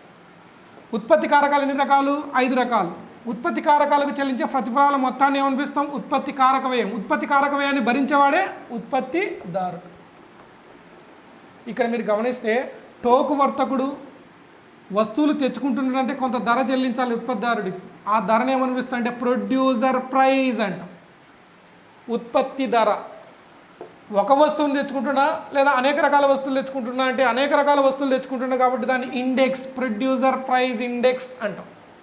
అదే టోకు వర్తకుడు వస్తువులు అమ్మితే చిల్లర వర్తకుడు ధర చెల్లించాలి. చిల్లర వర్తకుడు చెల్లించే ధరను ఏమనిపిస్తామంటే హోల్సేల్ ప్రైజ్ ఇండెక్స్. చిల్లర వర్తకులు వినియోగదారులకు అమ్మితే వినియోగదారుడు చెల్లించే ధరనే retail price index or consumer price index. వినియోగ ధర సూచిక లేదా చిల్లర ధర సూచిక అని ఉంటాయి. ఇవి ధరల్లో రకాలు. అంటే ధరలు ఎన్ని రకాలు? మనకు 3 రకాలు. ఉత్పత్తి ధర, టోకు ధర, చిల్లర ధర లేదా వినియోగ ధర. ఈ సూచికలే మనకు ద్రవ్యోల్బణాన్ని కొలవడానికి ఉపయోగించే సూచికలు 2 రకాలు, WPI, CPI. WPI అంటే హోల్సేల్ ప్రైజ్ ఇండెక్స్, CPI అంటే కన్జ్యూమర్ ప్రైజ్ ఇండెక్స్. అంటే ఈ బేసిక్స్ అర్థమైనప్పుడే మనకు సిలబస్ అనేది అర్థమవుతుంది. కాబట్టి అందుకనే నేను స్టార్టింగ్ సిలబస్లోకి ఎంటర్ కాకుండా ఓన్లీ బేసిక్స్, ఈ వీడియోలో బేసిక్స్ చెప్పడం జరుగుతుంది. రైట్. సో ఇవి మనకు ఉత్పత్తిదారులు, వినియోగదారులు, వర్తకులకు మధ్య ఉన్నటువంటి తేడా. రైట్. నెక్స్ట్ చూడండి, ఇది ఆర్థిక వ్యవస్థ. ఒక్కసారిగా బ్రీఫ్గా ఆర్థిక వ్యవస్థ అంటే ఆదాయము మరియు వ్యయం గురించి తెలిపే శాస్త్రమే ఆర్థిక శాస్త్రము. ఆర్థిక శాస్త్రంలో వ్యయము వేటిపైన చేస్తాడు? మానవుడు కోరికలపైన. కోరికలు తీర్చుకోవడానికి మానవుడు వేటిని వినియోగిస్తాడు? వస్తువులు, సేవలు. ఎన్ని రంగాలు ఉత్పత్తి అవుతాయి? 3 రంగాలు: వ్యవసాయ రంగము, పారిశ్రామిక రంగము, సేవా రంగం. వ్యవసాయ రంగము, పారిశ్రామిక రంగం, సేవా రంగంలో వస్తువులు, సేవలు ఉత్పత్తి కావాలంటే ఎన్ని రకాల వనరులు కావాలి? 3 రకాల వనరులు కావాలి: సహజ వనరులు, మూలధన వనరులు, మానవ వనరులు. ఆర్థిక వ్యవస్థలో వస్తువులు, సేవలు ఉత్పత్తి చేసేవారిని ఉత్పత్తిదారులు అంటాం, వినియోగించే వారిని వినియోగదారులు అంటాం. ఉత్పత్తిదారులకు వినియోగదారులకు మధ్యలో ఉన్న మధ్యవర్తులను వర్తకులు అంటాం. రైట్. సో ఇవి మనకు ఎకానమీలో వస్తువులు సేవలు ఏ విధంగా ఉత్పత్తి అవుతున్నాయి. మరి ఆర్థిక వ్యవస్థలో వస్తు సేవల ఉత్పత్తి చేసేవారిని ఏమని పిలుస్తున్నామని చెప్పాము? ఉత్పత్తిదారులు అంటున్నాం. మరి ఆర్థిక వ్యవస్థలో వస్తు సేవల ఉత్పత్తి ఎవరి చేతిలో ఉంది? ప్రభుత్వ రంగం చేతిలో ఉందా, ప్రైవేట్ రంగం చేతిలో ఉందా అనే దానిని బట్టి ఆర్థిక వ్యవస్థ రకాలు ఉన్నాయి. మనకు ఆర్థిక వ్యవస్థలో రకాలు ఉన్నాయి.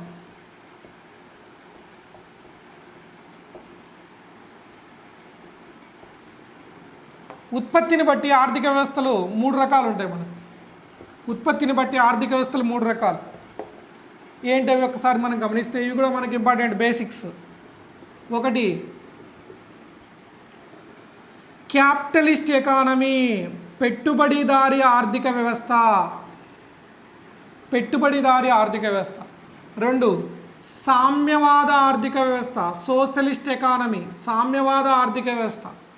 ఆర్థిక వ్యవస్థల రకాలు మనం గమనిస్తే ఆర్థిక వ్యవస్థలు ఎన్ని రకాలు? 3 రకాలు. పెట్టుబడిదారీ ఆర్థిక వ్యవస్థ, సామ్యవాద ఆర్థిక వ్యవస్థ, అదేవిధంగా మిక్స్డ్ ఎకానమీ, మిశ్రమ ఆర్థిక వ్యవస్థ, మిశ్రమ ఆర్థిక వ్యవస్థ. సో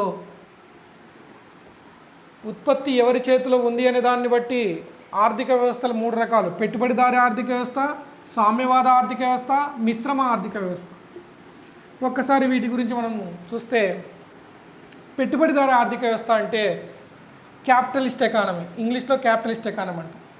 మరి పెట్టుబడిదారీ ఆర్థిక వ్యవస్థ అనగా అంటే ఆర్థిక వ్యవస్థలో వస్తు సేవల ఉత్పత్తి ప్రైవేట్ రంగం ఆధీనంలో ఉంటే,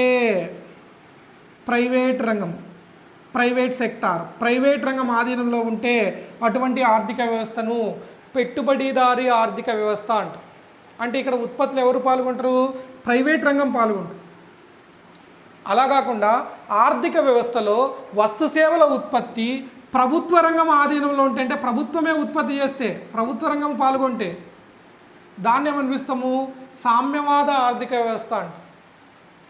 ఆర్థిక వ్యవస్థలో వస్తు సేవల ఉత్పత్తి ప్రైవేట్ రంగము, కొన్ని వస్తువులేమో ప్రైవేట్ రంగం ఉత్పత్తి చేస్తుంది, కొన్ని వస్తువులనేమో ప్రభుత్వ రంగం ఉత్పత్తి చేస్తుంది, ప్రభుత్వ రంగం. సో ఆర్థిక వ్యవస్థలో వస్తు సేవల ఉత్పత్తిలో ప్రైవేట్ రంగము మరియు ప్రభుత్వ రంగం 2 పాల్గొంటే అటువంటి ఆర్థిక వ్యవస్థను మిశ్రమ ఆర్థిక వ్యవస్థ అని పిలుస్తుంది. సో ఆర్థిక వ్యవస్థలు ఎన్ని రకాలు? 3 రకాలు: పెట్టుబడిదారీ ఆర్థిక వ్యవస్థ, సామ్యవాద ఆర్థిక వ్యవస్థ, మిశ్రమ ఆర్థిక వ్యవస్థ. మరి పెట్టుబడిదారీ ఆర్థిక వ్యవస్థ అంటే ఆర్థిక వ్యవస్థలో వస్తు సేవల ఉత్పత్తిలో ప్రైవేట్ రంగం మాత్రమే పాల్గొంటే అటువంటి ఆర్థిక వ్యవస్థను పెట్టుబడిదారీ ఆర్థిక వ్యవస్థ అంటే ఇక్కడ పెట్టుబడిదారీ ఆర్థిక వ్యవస్థలో వస్తువులు కానీ సేవలు కానీ వాటి యొక్క ఉత్పత్తి ఎవరి చేతిలో ఉంటుందంటే ప్రైవేట్ రంగం చేతిలో ఉంటుంది. అంటే ప్రైవేట్ రంగం పెట్టుబడులు పెట్టి వస్తు సేవలు ఉత్పత్తి చేస్తుంది.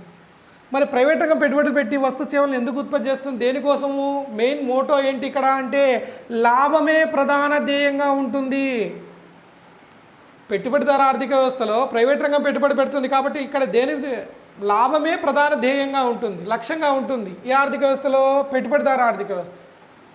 మరి లాభమే ప్రధాన ధ్యేయంగా ఉంటుంది కాబట్టి ఇక్కడ ధరలు ఎలా నిర్ణయించబడతాయి? వస్తువులు కానీ సేవల యొక్క ధరలు పెట్టుబడిదారీ ఆర్థిక వ్యవస్థలో ఎలా నిర్ణయించబడుతుందంటే based on demand and supply, demand supply ఆధారంగా ధరలు నిర్ణయించబడుతుంది. అంటే మార్కెట్ నిర్ణయించడం జరుగుతుంది. ధరలు ఎవరు నిర్ణయిస్తారు? ఇక్కడ మార్కెట్ నిర్ణయిస్తుంది. అందువలన పెట్టుబడిదారీ ఆర్థిక వ్యవస్థను మార్కెట్ ఆర్థిక వ్యవస్థ అని కూడా అంటాం. పెట్టుబడిదారీ ఆర్థిక వ్యవస్థను ఏమని పిలుస్తాం? మార్కెట్ ఆర్థిక వ్యవస్థ అని కూడా పిలుస్తాం. రైట్. అంటే ఇక్కడ ధరలు ఎవరు నిర్ణయిస్తారు అంటే మార్కెట్ నిర్ణయిస్తుంది. ఏ ఆర్థిక వ్యవస్థలో? పెట్టుబడిదారీ ఆర్థిక వ్యవస్థ. మరి ప్రైవేట్ రంగానికి ఎక్కువ లాభం ఉండాలి అంటే ధరలు ఎలా ఉంటాయి? ఎక్కువ ఉంటాయి. మరి ధరలు ఎక్కువగా ఉన్నప్పుడు ఎవరు వస్తువులను కొనగలుగుతాడు? ధనవంతులు వస్తువులను కొనగలుగుతారు, పేదవారు వస్తువులను కొనలేరు. అంటే ఇక్కడ ఆదాయ అసమానతలు, రైట్, సాంఘిక వ్యత్యాసాలు 2 కూడా ఎక్కువగా కనబడతాయి. ఏ ఆర్థిక వ్యవస్థలో? పెట్టుబడిదారీ ఆర్థిక వ్యవస్థ. అంటే ధరలు ఎక్కువగా ఉంటాయి కాబట్టి ఆదాయ అసమానతలు కూడా కనబడతాయి. ఆదాయ అసమానతలు ఎక్కువగా ఉంటాయి. ఏ ఆర్థిక వ్యవస్థలో? పెట్టుబడిదారీ ఆర్థిక వ్యవస్థ. ఇంకొక అంశం ఏంటంటే పెట్టుబడిదారీ ఆర్థిక వ్యవస్థలో ద్రవ్యము ఒక యజమానిలాగా పనిచేస్తుంది. ద్రవ్యం యజమానిలాగా పనిచేస్తుంది అంటే ఇక్కడ మనీకి ఇంపార్టెన్స్ ఎక్కువగా ఉంటుంది. దేనికి? పెట్టుబడిదారు ఆర్థిక వ్యవస్థ. మరి లాభానికే ప్రాముఖ్యత ఉంది అంటున్నా, సంక్షేమానికి ప్రాముఖ్యత ఉంటుందా పెట్టుబడిదారు ఆర్థిక వ్యవస్థలు అంటే? ప్రజల సంక్షేమానికి ప్రాముఖ్యత ఉండదు. ప్రజల సంక్షేమానికి ప్రాముఖ్యత ఉండదు కాబట్టి ఈ ఆర్థిక వ్యవస్థలో ప్రణాళికలు అమలు చేయబడతాయా చేయబడవా అంటే పెట్టుబడిదారు ఆర్థిక వ్యవస్థలో ప్రణాళికలు అమలు చేయబడవు. ఎందుకంటే సంక్షేమానికి ప్రాముఖ్యత లేదు. రైట్. సో ఇవి పెట్టుబడిదారు ఆర్థిక వ్యవస్థ లక్షణాలు. ఒకసారి మళ్ళీ గమనిస్తే పెట్టుబడిదారు ఆర్థిక వ్యవస్థ లక్షణాలు ఒకసారి చూడండి. ఉత్పత్తిలో ప్రైవేట్ రంగం పాల్గొంటుంది, లాభమే ప్రధాన ధ్యేయంగా ఉంటుంది, వస్తు సేవల యొక్క ధరలను మార్కెట్ నిర్ణయించబడుతుంది, ఆ మార్కెట్ నిర్ణయిస్తుంది, ధరలు ఎక్కువగా ఉంటాయి, అసమానతలు కూడా ఎక్కువగా ఉంటాయి, అదేవిధంగా ప్రణాళికలు అమలు చేయబడవు. ఇవి ఈ ఆర్థిక వ్యవస్థ లక్షణాలు, పెట్టుబడిదారు ఆర్థిక వ్యవస్థ లక్షణాలు. మరి పెట్టుబడిదారు ఆర్థిక వ్యవస్థ మనకి ఎక్కడ కనబడుతుంది? America, England, Japan, Singapore, Germany, France ఇలాంటి దేశాల్లో, యూరోప్ దేశాలన్నింటిలోనూ పెట్టుబడిదారు ఆర్థిక వ్యవస్థ కనబడుతుంది. మరి పెట్టుబడిదారు ఆర్థిక వ్యవస్థను సపోర్ట్ చేసిన వ్యక్తి ఎవరు, ఆర్థికవేత్త ఎవరు అంటే Adam Smith.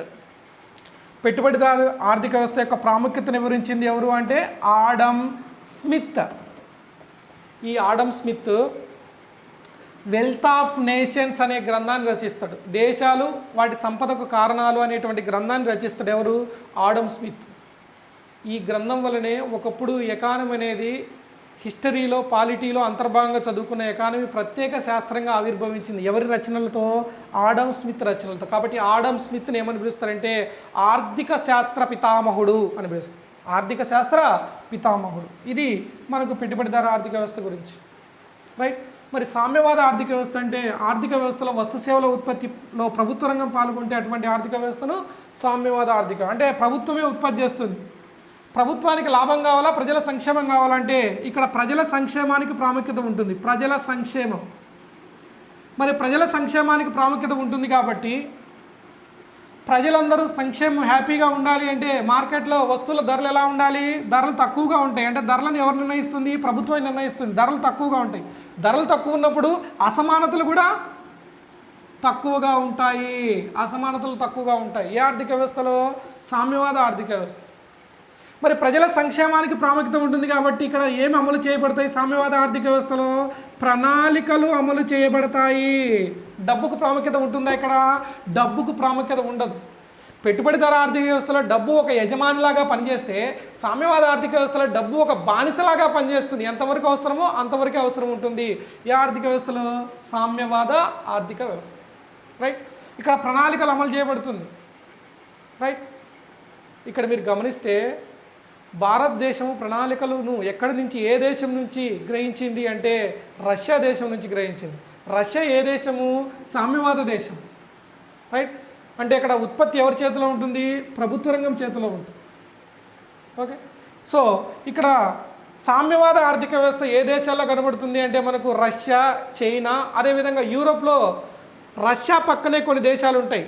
Tajikistan, Uzbekistan, Kyrgyzstan, Turkmenistan ఇలాంటి దేశాల్లో కూడా సామ్యవాద ఆర్థిక వ్యవస్థ కనబడుతుంది. రైట్. మరి సామ్యవాద ఆర్థిక వ్యవస్థ యొక్క ప్రాముఖ్యతను వివరించింది, పెట్టుబడిదారు ఆర్థిక వ్యవస్థ యొక్క ప్రాముఖ్యతను వివరించింది ఆడమ్ స్మిత్. రైట్. మరి సామ్యవాద ఆర్థిక వ్యవస్థ యొక్క ప్రాముఖ్యతను వివరించింది అంటే కార్ల్ మార్క్స్. Karl Marx. ఇంకొక అంశం ఏంటంటే పెట్టుబడిదారు ఆర్థిక వ్యవస్థ 18వ శతాబ్దంలోకి వెలుగులోకి వచ్చింది కాబట్టి దీన్ని 18వ శతాబ్దపు ఆర్థిక వ్యవస్థ అని కూడా అంటాం. ఇది 19వ శతాబ్దంలో వెలుగులోకి వచ్చింది, దీన్ని 19వ శతాబ్దపు ఆర్థిక వ్యవస్థ అని అంటాం. సో సామ్యవాద ఆర్థిక వ్యవస్థ యొక్క ప్రాముఖ్యత వివరించింది వ్యక్తి ఎవరు అంటే కార్ల్ మార్క్స్. కార్ల్ మార్క్స్ రచించిన గ్రంథము Das capital. Das capital. Next మిశ్రమ ఆర్థిక వ్యవస్థ. ఆర్థిక వ్యవస్థలో వస్తు సేవల ఉత్పత్తిలో ప్రభుత్వ రంగము మరియు ప్రైవేట్ రంగము ఇద్దరూ పాల్గొంటే అటువంటి ఆర్థిక వ్యవస్థను మిశ్రమ ఆర్థిక వ్యవస్థ అంటాం. మరి మిశ్రమ ఆర్థిక వ్యవస్థలో ఉత్పత్తి ఎవరి చేతిలో ఉంటుంది? ప్రైవేట్ రంగం చేతిలో ఉంటుంది, ప్రభుత్వ రంగం చేతిలో ఉంటుంది. ప్రైవేట్ రంగానికి ఏం కావాలి? లాభం కావాలి. మరి లాభం కావాలంటే వస్తువుల ధరలను పెంచుతుంది. ప్రభుత్వ రంగానికి ఏం కావాలి? ప్రజల సంక్షేమం కావాలి. ప్రజల సంక్షేమం కావాలి కాబట్టి వస్తువుల ధరలను తగ్గిస్తుంది. అంటే మిశ్రమ ఆర్థిక వ్యవస్థలో ప్రైవేట్ రంగము లాభాల కోసం ధరలను పెంచితే ప్రభుత్వ రంగము ప్రజల సంక్షేమం కోసం ధరలను నియంత్రిస్తుంది. ఈ ధరలను ఎలా నియంత్రిస్తుందని తర్వాత చాప్టర్స్ వచ్చినప్పుడు నేను చెప్తాను. ధరలను నియంత్రించడానికి ఆర్బీఐ అవలంబించే విధానం ద్రవ్య విధానం, అదే ప్రభుత్వం అవలంబించే విధానమే కోశ విధానం. అంటే ద్రవ్య విధానాలు, కోశ విధానాలు ఉన్నాయి మనకు సిలబస్లో. సో వాటి గురించి కూడా మనకు ప్రస్తావించడం అక్కడ సిలబస్ వచ్చినప్పుడు రాస్తాం. మరి మిశ్రమ ఆర్థిక వ్యవస్థ ఏ దేశాల్లో కనబడుతుంది అంటే, మిశ్రమ ఆర్థిక వ్యవస్థ ఏ దేశంలో కనబడుతుందంటే బెస్ట్ ఎగ్జాంపుల్ భారతదేశం. భారతదేశంలో రైల్వేలు, పోస్ట్ ఆఫీసులు, తంతి తపాలా ప్రభుత్వం ఆధీనంలో ఉంటే మిగతా చాలా రకాల వస్తువుల ఉత్పత్తి ప్రైవేట్ రంగం చేతిలో ఉంది. అంటే భారతదేశ ఆర్థిక వ్యవస్థ మిశ్రమ ఆర్థిక వ్యవస్థ. భారతదేశ ఆర్థిక వ్యవస్థను మిశ్రమ ఆర్థిక వ్యవస్థగా ఏ సంవత్సరంలో ఎంచుకున్నారు? 1948లో ఎంచుకున్నారు. అంటే 1948లో ఎంచుకున్నారంటే మనకు స్వాతంత్రం ఎప్పుడు వచ్చింది? 1947 కన్నా స్వాతంత్రం కన్నా ముందు మన దేశాన్ని ఎవరు పరిపాలించింది? ఇంగ్లాండ్ దేశము. అంటే ఇంగ్లాండ్లో ఏ ఆర్థిక వ్యవస్థ కనబడుతుంది? పెట్టుబడిదారు ఆర్థిక వ్యవస్థ. అంటే 1948 కన్నా ముందు భారతదేశ ఆర్థిక వ్యవస్థ పెట్టుబడిదారు ఆర్థిక వ్యవస్థ. 1948లో ఏ ఆర్థిక వ్యవస్థగా మారింది? మిశ్రమ ఆర్థిక వ్యవస్థగా మారింది. అప్పటి ప్రధాని ఎవరు? జవహర్లాల్ నెహ్రూ. అంటే బిట్టి విధంగా అనవచ్చు, భారతదేశ ఆర్థిక వ్యవస్థను మిశ్రమ ఆర్థిక వ్యవస్థగా ఎంచుకున్న ప్రధాని జవహర్లాల్ నెహ్రూ. ఏ సంవత్సరంలో? 1948. రైటా? సో ఇది మిశ్రమ ఆర్థిక. ఇక్కడ ఇంకొక విషయం ఏంటంటే, మిశ్రమ ఆర్థిక వ్యవస్థ యొక్క ప్రాముఖ్యతను వివరించిన వ్యక్తి ఎవరు అంటే, ఆర్థికవేత్త ఎవరు అంటే JM Keynes, John Maynard Keynes. John Maynard Keynes. ఎవరు ఈ John Maynard Keynes, JM Keynes అంటే, మనకు 1930లో ఆర్థిక మాంద్యం వచ్చింది. ఆర్థిక మాంద్యం అంటే ఏంటంటే 1929 నుండి 33 మధ్య ప్రపంచవ్యాప్తంగా ఆర్థిక మాంద్యం వచ్చింది. ఆర్థిక మాంద్యం అంటే ఏంటంటే మార్కెట్లో ధరలు ఉన్నట్టుండి ఒకేసారి పడిపోతే దాన్ని ఆర్థిక మాంద్యం అంటారు. సాధారణంగా ధరలు నిరంతరం పెరిగితే ద్రవ్యోల్బణము, ధరలు నిరంతరం పెరగడాన్ని ద్రవ్యోల్బణం అంటాం. ధరలు నిరంతరం తగ్గడాన్ని ప్రతిద్రవ్యోల్బణము అంటాం. ప్రతిద్రవ్యోల్బణం. ధరలు ఉన్నట్టుండి ఒకేసారి పడిపోతే ఆర్థిక మాంద్యం అంటాం. మరి రెసిషన్, ఆర్థిక మాంద్యం వచ్చింది.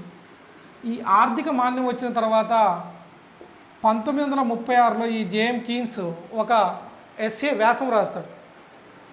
ఆ వ్యాసానికి విపరీతమైనటువంటి ప్రాచుర్యం వచ్చి మ్యాక్రో ఎకానమీకి ఎక్కువగా ప్రాముఖ్యత ఏర్పడింది. మ్యాక్రో ఎకానమీ అంటే మనం ఎకానమీ 2 రకాలు, స్థూల ఆర్థిక శాస్త్రము, సూక్ష్మ ఆర్థిక శాస్త్రం. స్థూల ఆర్థిక శాస్త్రం యొక్క ప్రాముఖ్యత ఎక్కువగా పెరిగింది. ఎవరు? JM Keynes. ఈ జేఎం కీన్స్ ఏమని చెప్పిండంటే, ధరలు ఉన్నట్టుండి పడిపోయినప్పుడు ప్రైవేట్ రంగం పెట్టుబడి పెట్టడానికి ఇష్టపడదు. అలాంటి సమయంలో ఎవరు పెట్టుబడి పెట్టాలి? ప్రభుత్వ రంగం పెట్టుబడి పెట్టాలి. అంటే ఆర్థిక వ్యవస్థలో ఇద్దరూ పాల్గొనాలి ఉత్పత్తిలో. ఎవరెవరు? ప్రైవేట్ రంగము, ప్రభుత్వ రంగము అని వివరించండి. ఎవరు? JM Keynes. సో మిశ్రమ ఆర్థిక వ్యవస్థ యొక్క ప్రాముఖ్యతను వివరించిన వ్యక్తి జేఎం కీన్స్. మీకు ఒక డౌట్ వస్తుంది. సాధారణంగా మార్కెట్లో ధరలు ఉన్నట్టుండి ఒకేసారి పడిపోతే ప్రైవేట్ రంగం పెట్టుబడి పెట్టడానికి ఇష్టపడదు. ప్రభుత్వము వడ్డీ లేని రుణాలను బ్యాంకుల ద్వారా ఇప్పించినప్పటికీ పెట్టుబడిదారులు అంటే రుణాలు తీసుకుంటారే కానీ పెట్టుబడి పెట్టరు. అలాంటి సమయంలో ఏం చేయాలి ప్రభుత్వ రంగం అంటే? ప్రభుత్వ రంగమే పెట్టుబడి పెట్టాలి. ఎక్కడ పెట్టుబడి పెట్టాలి అంటే సంక్షేమ కార్యక్రమం, అంటే అవస్థాపన, ముఖ్యంగా అవస్థాపన సదుపాయాలపైన పెట్టుబడి పెట్టాలి. అవస్థాపన సదుపాయాలు, ఇన్ఫ్రాస్ట్రక్చర్, మౌలిక వస్తువులపైన పెట్టుబడి పెట్టాలి. రోడ్లు, రైల్వేలు, విద్యుత్ శక్తి కర్మాగారాల మీద పెట్టుబడి పెట్టాలి. ఇలా ప్రభుత్వం అవస్థాపన సదుపాయాలపైన పెట్టుబడి పెట్టిందనుకో, రైట్? ఫర్ ఎగ్జాంపుల్ ఇక్కడ రోడ్లు, రైల్వేలు, నీటిపారుదల ప్రాజెక్టులు నిర్మించే సమయంలో కొంతమందికి ఉపాధి దొరుకుతుంది. కొంతమందికి ఉపాధి దొరికితే సాయంత్రానికి వాళ్ళకి డబ్బులు వస్తుంది. సాయంత్రానికి డబ్బులు వస్తే వాళ్ళు ఎక్కడికి పోతారు అంటే మార్కెట్కి పోతారు. మార్కెట్కి పోతారు. మార్కెట్లో వాళ్ళకి కావాల్సిన వస్తువులు కొంటారు. మార్కెట్లో వాళ్ళకి కావాల్సిన వస్తువులు కొంటారు కాబట్టి వస్తువులకు డిమాండ్ ఏర్పడుతుంది. ఎక్కడైతే డిమాండ్ ఏర్పడుతుందో డిమాండ్ ఏర్పడితే ధరలు పెరుగుతాయి. ఆటోమేటిక్గా ధరలు పెరిగితే పెట్టుబడిదారుడికి, ప్రైవేట్ రంగానికి అంటే పెట్టుబడిదారుడికి చెప్పకపోయినా వచ్చి పెట్టుబడి పెట్టి వస్తువులు ఉత్పత్తి చేస్తారు. రైట్ అని ఎవరు వివరించడం జరిగింది? JM Keynes. అదే దేశంలో అవస్థాపన సదుపాయాలన్నీ అభివృద్ధి చెంది ఉంటే నీకు డౌట్ వస్తుంది. దేశంలో ఆల్రెడీ అవస్థాపన సదుపాయాలు అభివృద్ధి చెంది ఉన్నాయి. మరి జేఎం కీన్స్ ఏమని చెప్తున్నాడు, అవస్థాపన సదుపాయాలు పెట్టుబడి పెట్టాలంటున్నాడు. నీకు డౌట్ వచ్చింది, ఆల్రెడీ రోడ్లు, రైల్వేలు, విద్యుత్ శక్తి కర్మాగారాలు అన్నీ అభివృద్ధి చెంది ఉన్నాయి, అలాంటప్పుడు ఎక్కడ పెట్టుబడి పెట్టాలని జేఎం కీన్స్ను ఒకరు ప్రశ్నించండి. అప్పుడు జేఎం కీన్స్ ఇచ్చిన ఆన్సర్ ఏంటంటే డిగ్ ఎ హోల్ అండ్ పిల్ ఎ హోల్. అంటే ప్రభుత్వ రంగం ప్రభుత్వం ఏం చేయాలంటే గుంతలు తీయాలి, గుంతలను పూడ్చాలి.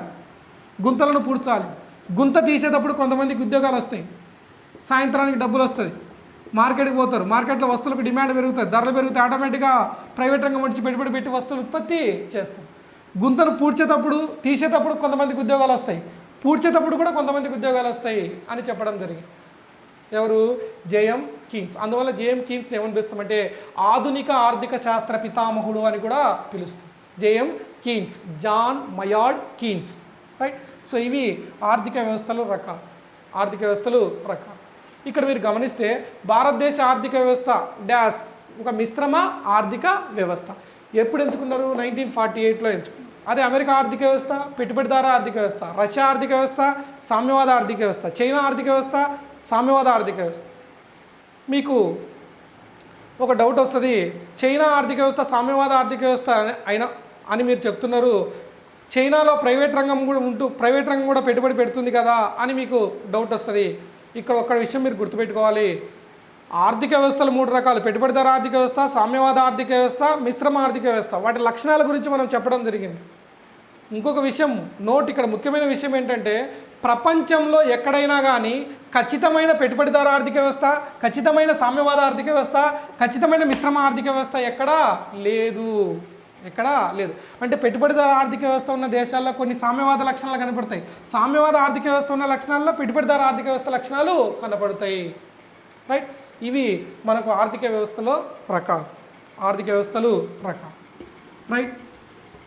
సో ఉత్పత్తి ఎవరి చేతిలో ఉంది అనే దానిని బట్టి ఆర్థిక వ్యవస్థలు ఎన్ని రకాలు? 3 రకాలు. 1 పెట్టుబడిదార ఆర్థిక వ్యవస్థ, 2 సామ్యవాద ఆర్థిక వ్యవస్థ, 3 మిశ్రమ ఆర్థిక వ్యవస్థ.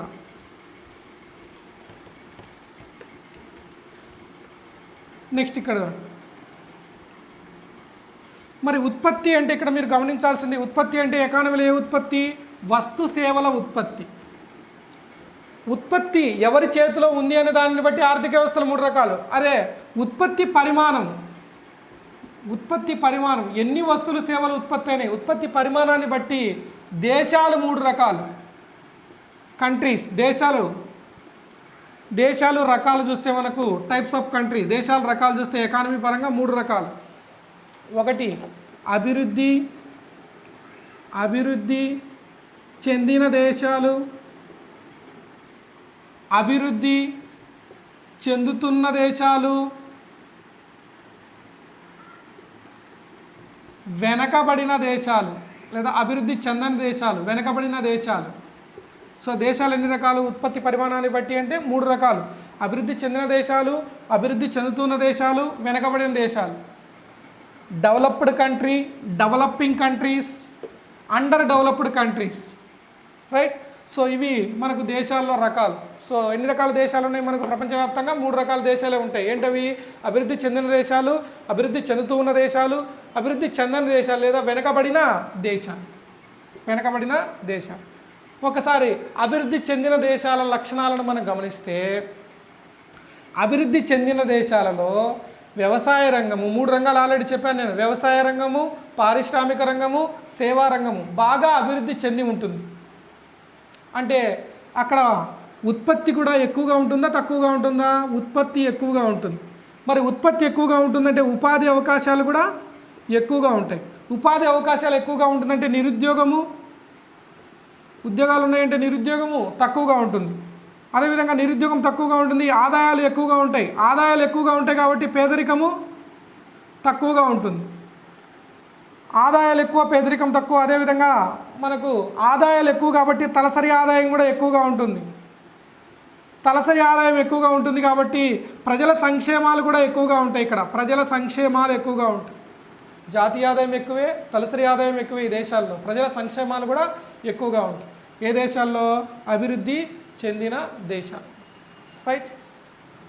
అదే ఆరోగ్యమైనటువంటివి మానవ వనరుల జనాభా కూడా ఎక్కువగా ఉంటుంది. ఆరోగ్యంగా ఎందుకు ఎక్కువ ఉంటారంటే ఇక్కడ సిబిఆర్, సిడిఆర్, ఎంఎంఆర్,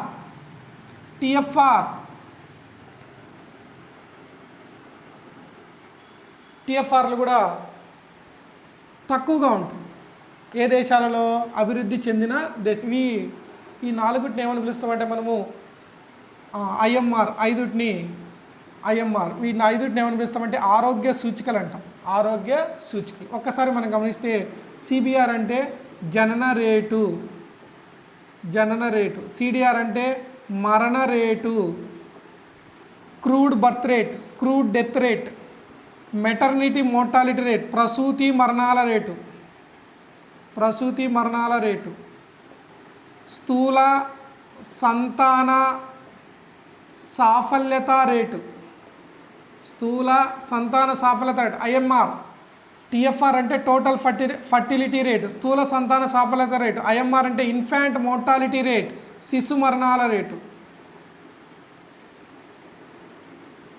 ఇవన్నీ తక్కువ ఉంటాయి ఏ దేశాలలో? అభివృద్ధి చెందిన దేశాలు. ఒకసారి జనన రేటు అంటే ప్రతి 1000 మందికి పుట్టేవారిని, నిర్వచనాలు చూస్తే ప్రతి 1000 మందికి పుట్టేవారిని జనన రేటు అంటాం.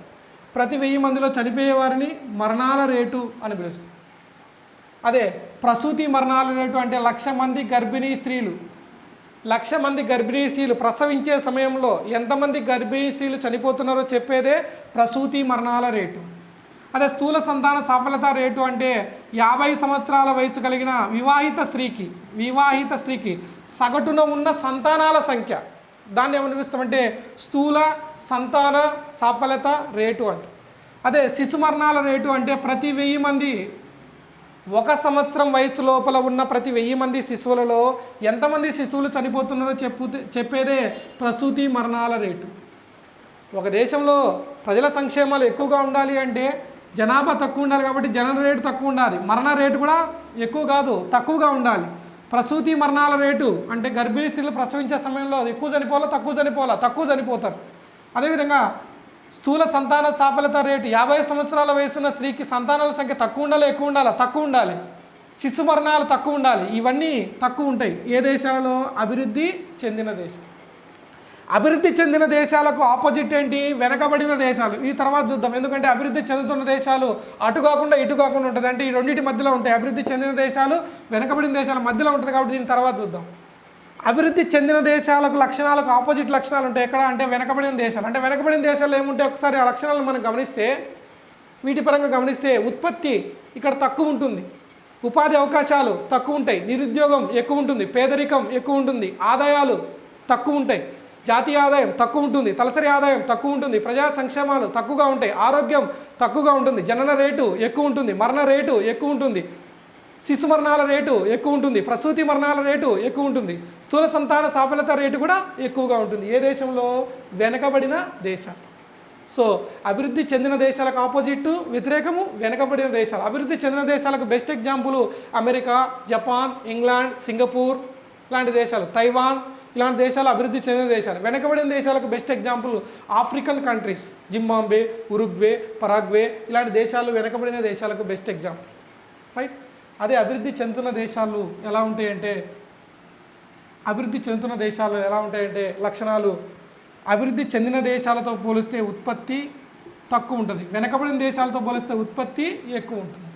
సో మోడరేట్గా ఉంటుంది లక్షణాలు అభివృద్ధి చెందుతున్న దేశాల్లో. అన్నిటి అటు కాకుండా ఇటు కాకుండా ఉంటుంది అభివృద్ధి చెందుతున్న దేశం. ఇక్కడ మీరు గమనిస్తే భారతదేశం ఏ దేశము? భారతదేశం ఒక అభివృద్ధి చెందుతూ ఉన్న దేశం. ఎప్పటి నుంచి?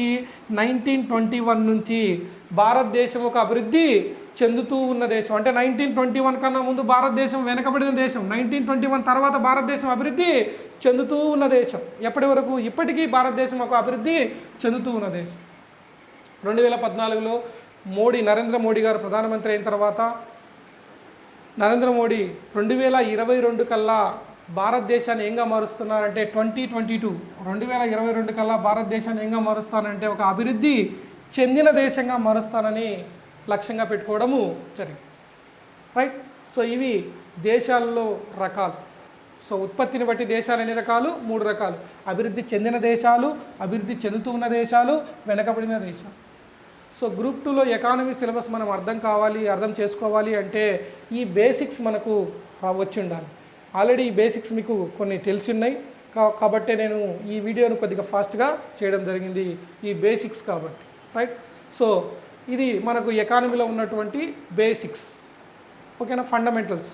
సో ఇక్కడ మీరు గమనిస్తే ఈ రోజు నుండి మనకు కరెంట్ ఎకానమీకి సంబంధించినటువంటి వీడియోలు మనం పోస్ట్ చేయడం జరుగుతుంది. మన ఈ జితేంద్ర ఐఏఎస్ అకాడమీ అనే యూట్యూబ్ ఛానల్లో కరెంట్ అఫైర్స్కి సంబంధించి, అంటే కరెంట్ అఫైర్స్లో ఎకానమీ పార్ట్ ఉంటుంది మనకు, అంటే దాన్ని కరెంట్ ఎకానమీ అంటాం. కరెంట్ ఎకానమీకి సంబంధించిన వీడియోలు అంటే ఏమైనా అంశాలు వస్తే దాన్ని ప్రతి అంశాన్ని నేను వీడియో చేసి ఫ్రీగా అప్లోడ్ చేస్తాను, రైట్.